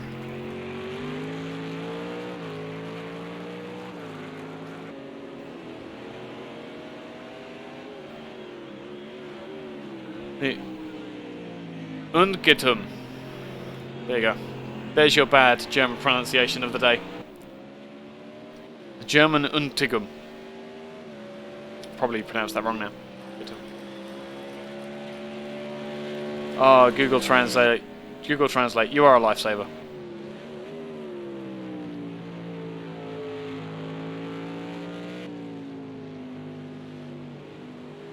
So, 10 minutes remaining. The gaps all seem to be fairly spaced out now. But we do have a fairly significant argument to be made as far as penalties are concerned.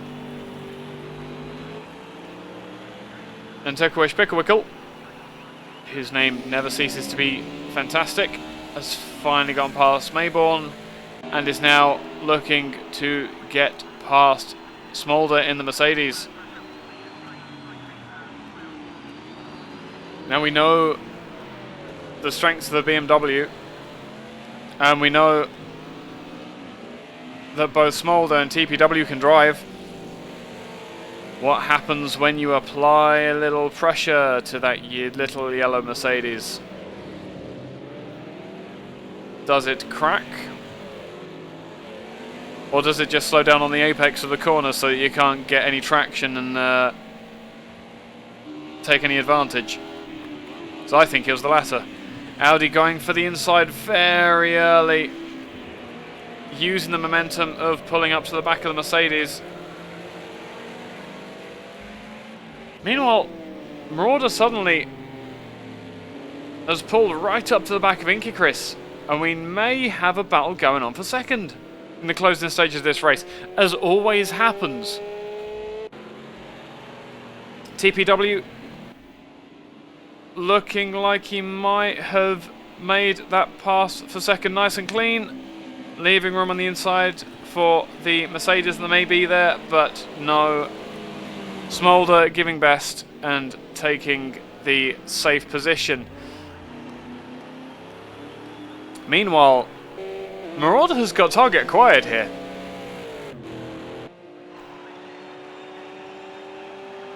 And sometimes seeing the taillights of the car in front and someone turning around to you and saying, "Oh yeah, by the way, you've got 7.5 minutes and 9/10. Have at it, bro. You think you've got a better car than Eike Sky? Let's see it happen."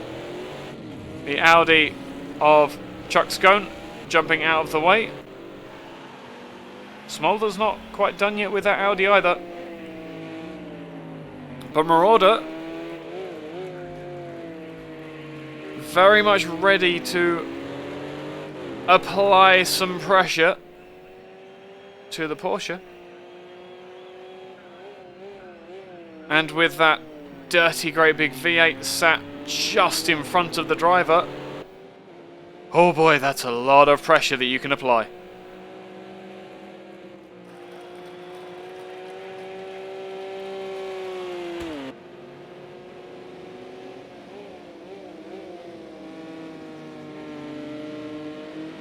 For the time being, the Porsche's safe.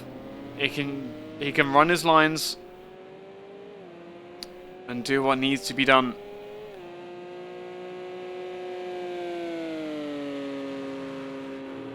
But it's only a matter of time.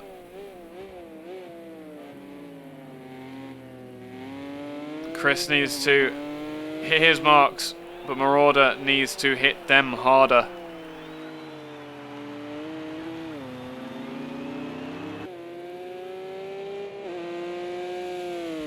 How are the cars for fuel? 18 litres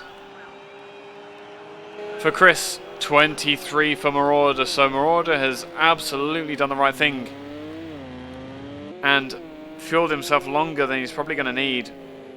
So he can run full rich to the checkered flag. 5 minutes, 18 litres, yeah, maybe. I think it's about 2 litres a lap. So at 1:50 per lap, we've got 3 laps. You're going to be cutting it close, Chris. That might also prove what has caused him to slow up was trying to save that fuel. Because for whatever reason, pitting when he didn't quite put enough fuel in. He's going to be running very close come the end of the session though.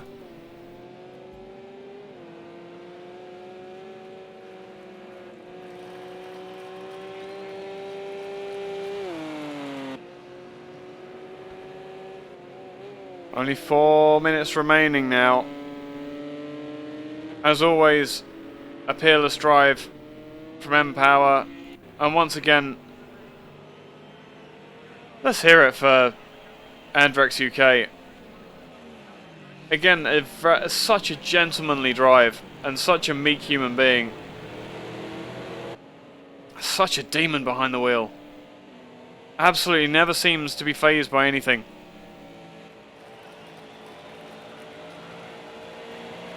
Even when the BMW of Mayborn cut across the path of his Audi, there will be a dent in that front left wing. Slightly used Quattro for sale.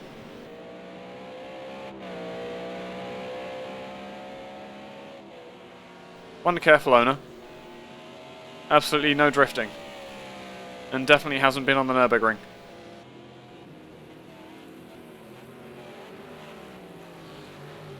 We're ignoring the floating cars.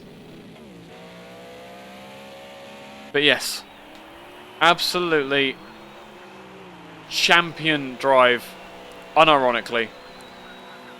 As always from Andrex.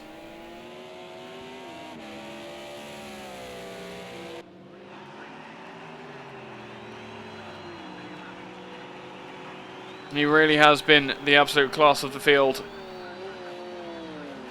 Sometimes even making it past some of the GT1 cars. Just the way that he can make that car do things that it really doesn't want to do.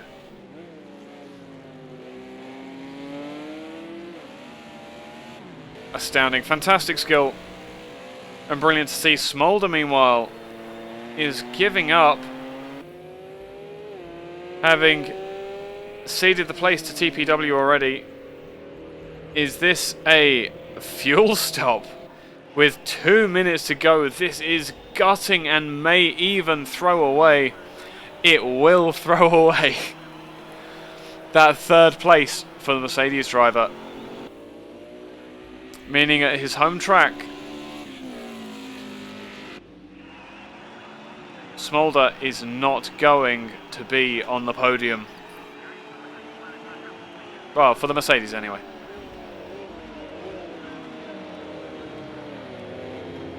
But as always,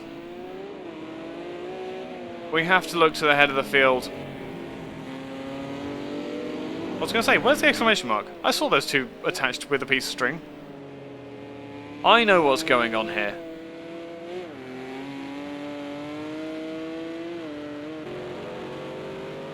That battle's not over. There's still a minute left. And I dare say, a lap left in it. But now as he starts his final lap and switches his lights off for a second. Oh, we come once again to the number 7 Porsche of mPower to seed out the race at 48 laps. Well, what can we say that hasn't already been said? Organiser of the event, but that takes absolutely nothing away from him. He's tuned this car to a T and makes it work on every track. I don't think there's a single time that we've seen him in the race, we've not seen him put a foot wrong. In qualifying, obviously, you're pushing a lot harder. He has had a couple of spins, but when it counts, when the points are in the book, this man has delivered time and time and time again with Porsche-like rigorousness?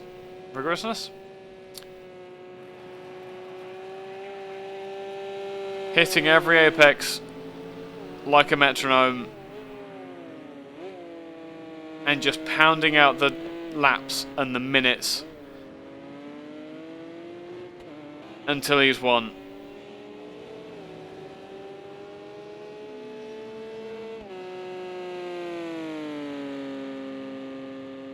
A absolute masterclass throughout this championship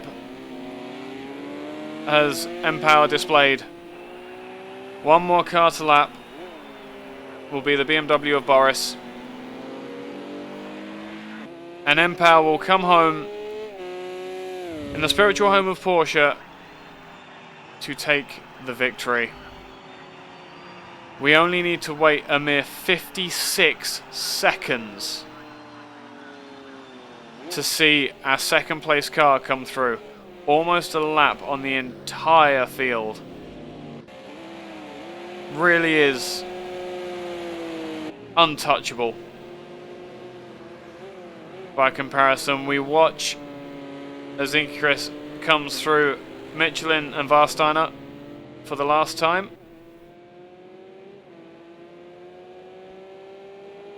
Pegs the throttle, the threat from Marauder seems to have faded. And he did have enough fuel. Measured. Almost with a measuring jug. On the brakes, nice and easy. Feed the throttle in nice and gently. You don't want to spin it here. And that is second place for Eike Chris. Third place will be Marauder, and in the foreground we see a Porsche spinning as mPower celebrates yet another victory. Gio, key to this race, an antagonist throughout it,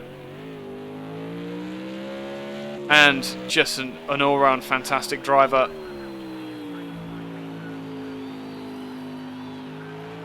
Comes around the last corner for a absolutely respectable fourth place for the Mercedes.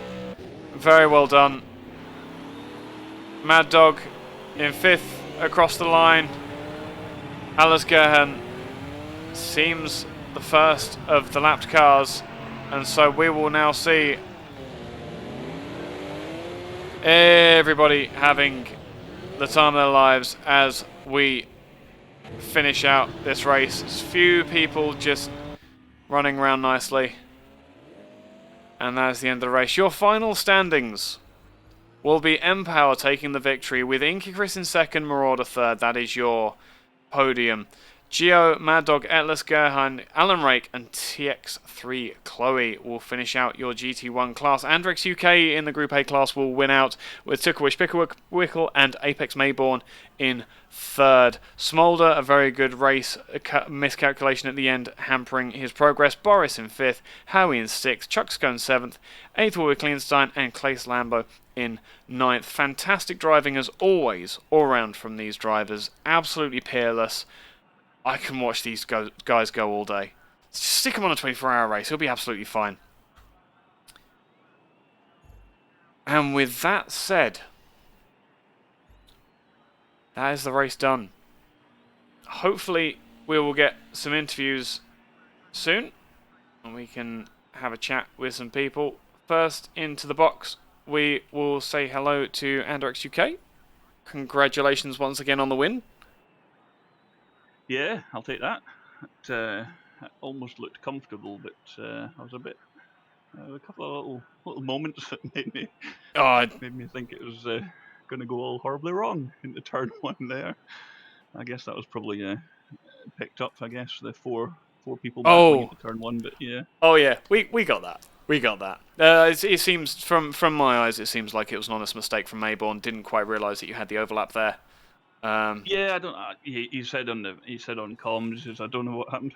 So yeah, it's like it's just one of those things. Like when you break something, it just decides to skew off to the side. So yeah, I managed to gather it up somehow, but I think that's down to four-wheel drive.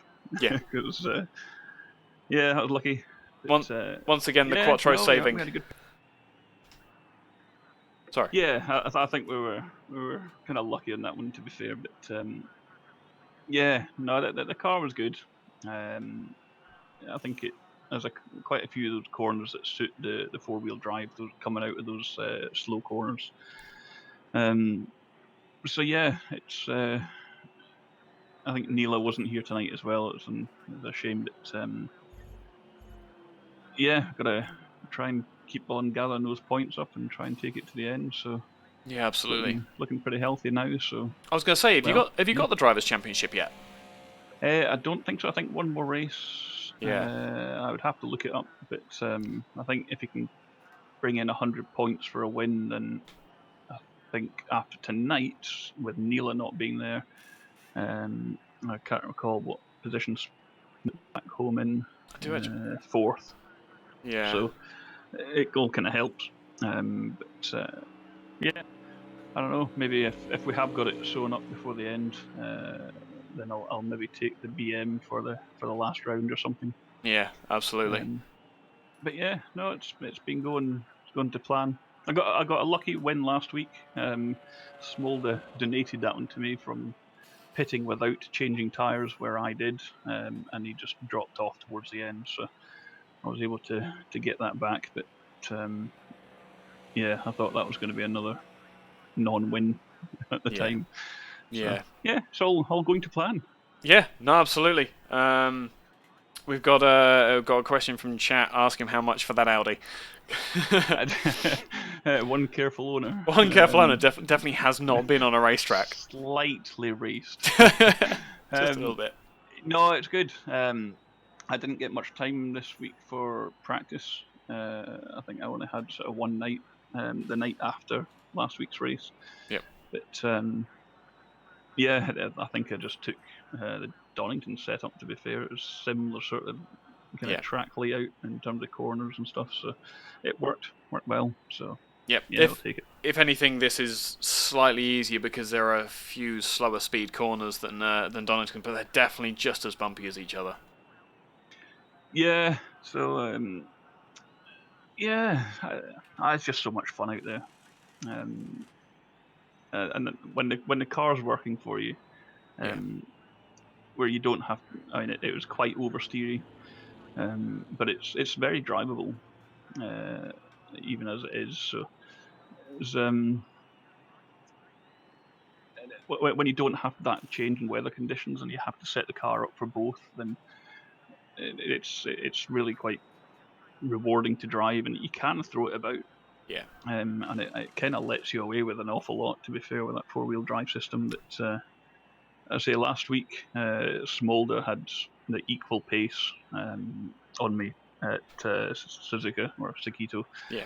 So it's not the all-out pure easy win car, but I'll happily try another car at the end of the season just to see if it is just a car or not, and then I'll go and throw it away or something stupid. Yeah, absolutely. Well, you know.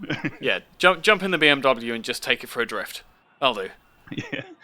Yeah, I was watching one of the BMs earlier on in the practice, and it was beautifully sliding it around these corners, and it just looked very, very nice. Oh yeah, no, there's something that's been a pattern throughout this is the BMWs all go sideways through corners. Oh, very much, very much. But yeah, a quick little shout out to Chloe, who obviously had a horrible race but stayed in till the end. Yep. And there's a couple others, obviously, a couple of guys at the back of the Group A field as well. They're absolute soldiers. They just keep on going. No, absolutely. There might not be any chance of them gaining another position before the end of the race, but they just keep going all the way to the checkered flag, and it's awesome. A lot of people would just kind of give up and retire and drop out or whatever, and maybe even drop out the league or whatever when they're seeing they're not getting fantastic results. But I say credit to these guys; they just keep hammering it and improving as well, which is always good. So, yeah, absolutely. Absolutely. No, I've sung the praises of everyone in the league already. We really do. We are very lucky, especially in this league, that we've just got a group of really respectful drivers and super talented up and down the field. As you say, Chloe was back of the grid, but still like stuck it in there and kept going for the passes and kept going for the lap times. She probably had a damaged car by the end of it. But yeah. And to be fair, the passing by the GT1s tonight was, for me, was pretty much absolutely spot on. I didn't really feel in any danger at any point. Last week was a little bit sketchy at times. But no, the guys played well tonight. So yeah, credit to those guys as well. Yep. Yeah. Absolutely. Next time out, we're going to be at I can't pronounce this. Oschersleben. Yeah. I plead absolute ignorance. What is your experience? You looking forward to it? Again, it should be quite good for the Audi. It's a couple of little slow corners with decent acceleration out of them. So, yeah, it should be good. So, But I mean, every time we've done these races, I mean, Smolder's just absolutely on my tail in terms of qualifying pace and lap pace. I think he just has some unlucky results here and there, and events happen to him during the race that don't go his way. I say he had the win on the cards last week. I was kind of sad that it didn't go all the way to the end for him. But yeah, it's not written in stone. No. Depending on what car. So no, not at all. We'll see how it goes. Yep, absolutely. You have a lovely evening. Lovely to talk to you, Yeah, and congratulations on the win. Thank you. We will now jump in with our second place finisher, Ticklewish Picklewickle, the name that never gets boring. Good evening, sir. How was that for you? You had a slightly more interesting time of it than Andrex, I think. It was awesome. Hands down, one of the best races I've had in quite a while. Yes, I totally agree with you. Talk me through it. You talk me through it. I'm just going to shut up and listen to you because, dear God, I don't think I could ever do it justice. Oh, okay. Right. So, I mean, the start was quite slow. But I quickly found out that I had a pretty good pace compared to many of the other guys. So I sort of capitalized on that and moved my way up. Let's see. I think I had like a small battle with Smolder. That was a bit interesting. Then I got to Apex, and that was sort of the main battle of the race, I suppose. That went on for like almost half the race. So, yeah, that was an absolutely great battle. And he actually, I mean, his pace was not as quick as mine. He was just like absolutely mastering the defending. So, it was not easy to get through, but once I got through, I obviously pulled away. But I mean, absolutely great defending from him. So, all the credit to him. So yeah. And well, yeah, that was like towards the end of the race I got through. And then I caught up to Smolder again in second place, and I didn't really have a hard time. I think it looked like he has damage on his car. I'm not 100% sure on that. But yeah, I think he had, but he was a bit slow. So, but yeah, I got like by him pretty quick as well. So, yeah, my pace was really good in this race. So I was able to capitalize on that, and also I don't know if it's just the Audi, but I didn't have to pit for any fuel. I don't know if anyone else did at that in any of the other cars, but No, I don't think. I think the Group A's are generally okay on fuel with most of these 19-minute races. The only reason why you'd like actually do it is if your car was a bit unwieldy under heavy load. But yeah, but I think yeah, I mean, it might just be like the nature of the track. It's not that much. I mean, there are some small straights, but it's not like full throttle all the time, like say a track like Hockenheim. So yeah, Nurburgring, you are absolutely. It's absolutely more handling. The Quattros, I absolutely think had an edge, just because the nature of the driving tonight.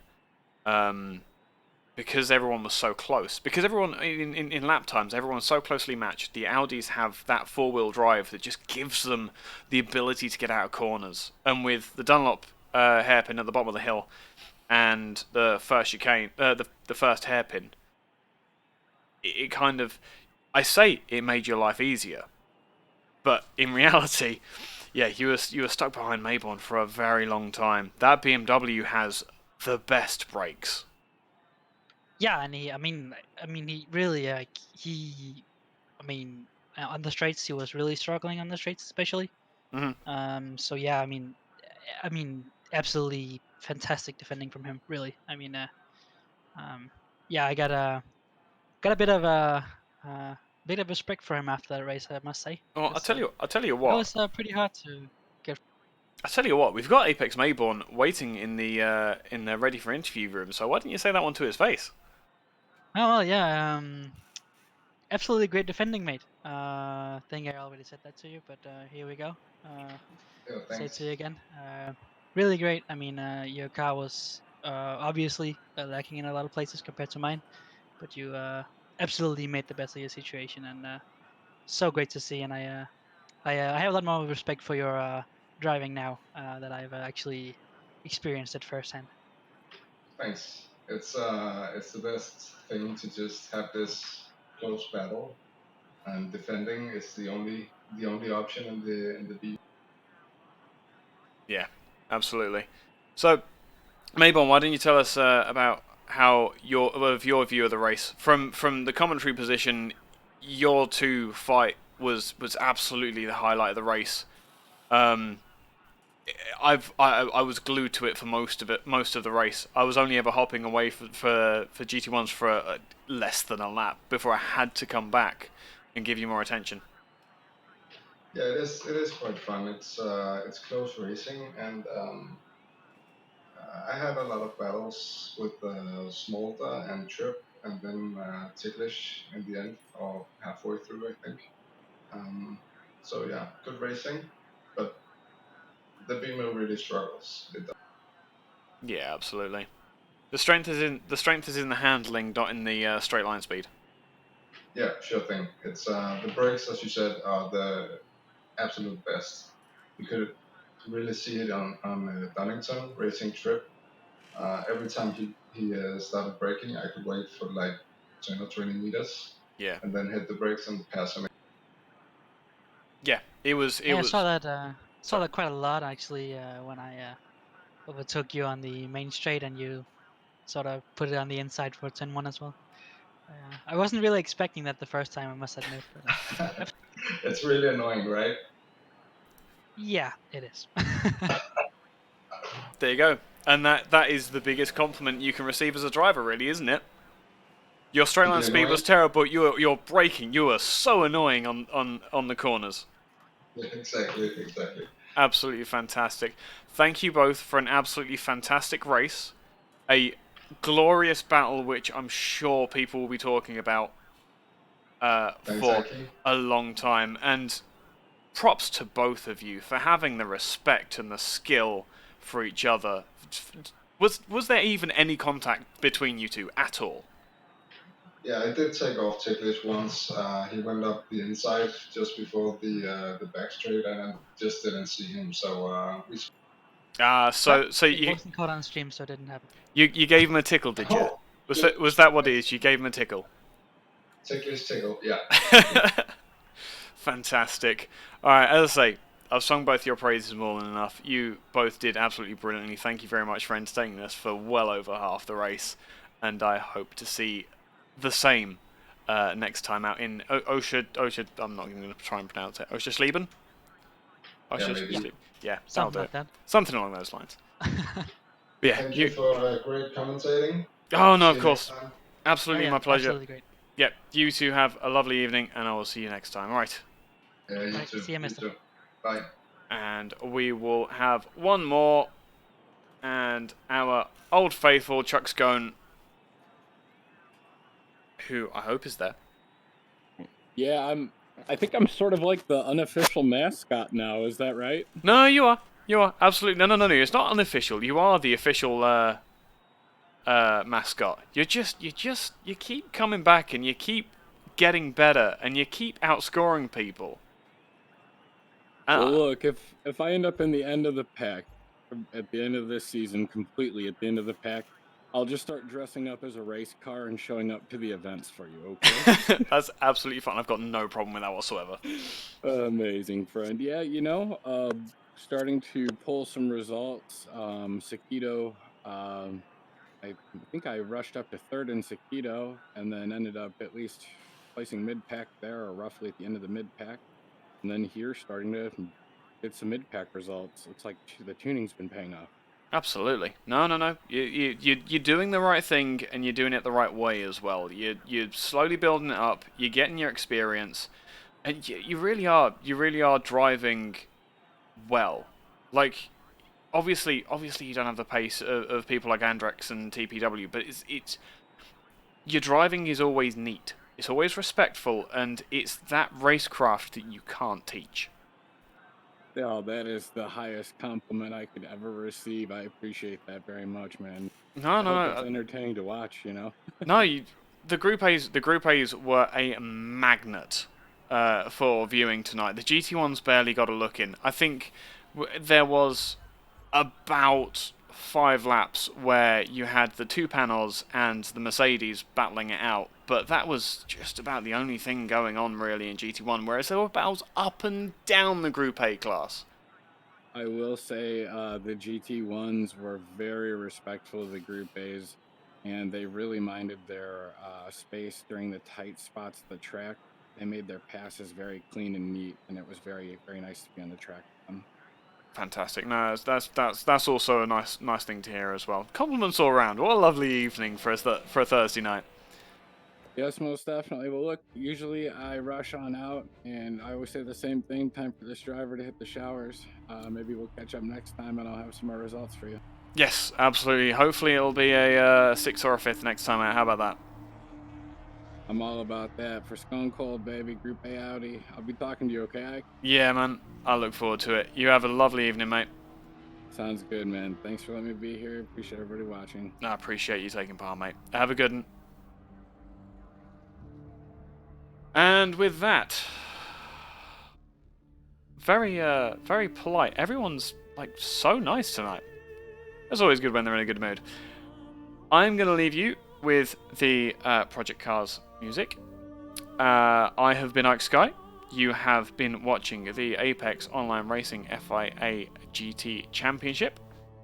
If you liked this race, if you enjoyed your time with us, please consider leaving a like. And if you really enjoy what we're doing here at Apex Online Racing, absolutely hit that subscribe button, join up to the forums, and get involved. There are plenty of spaces for respectful drivers and people alike.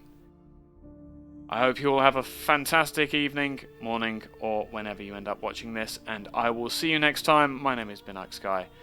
Good night.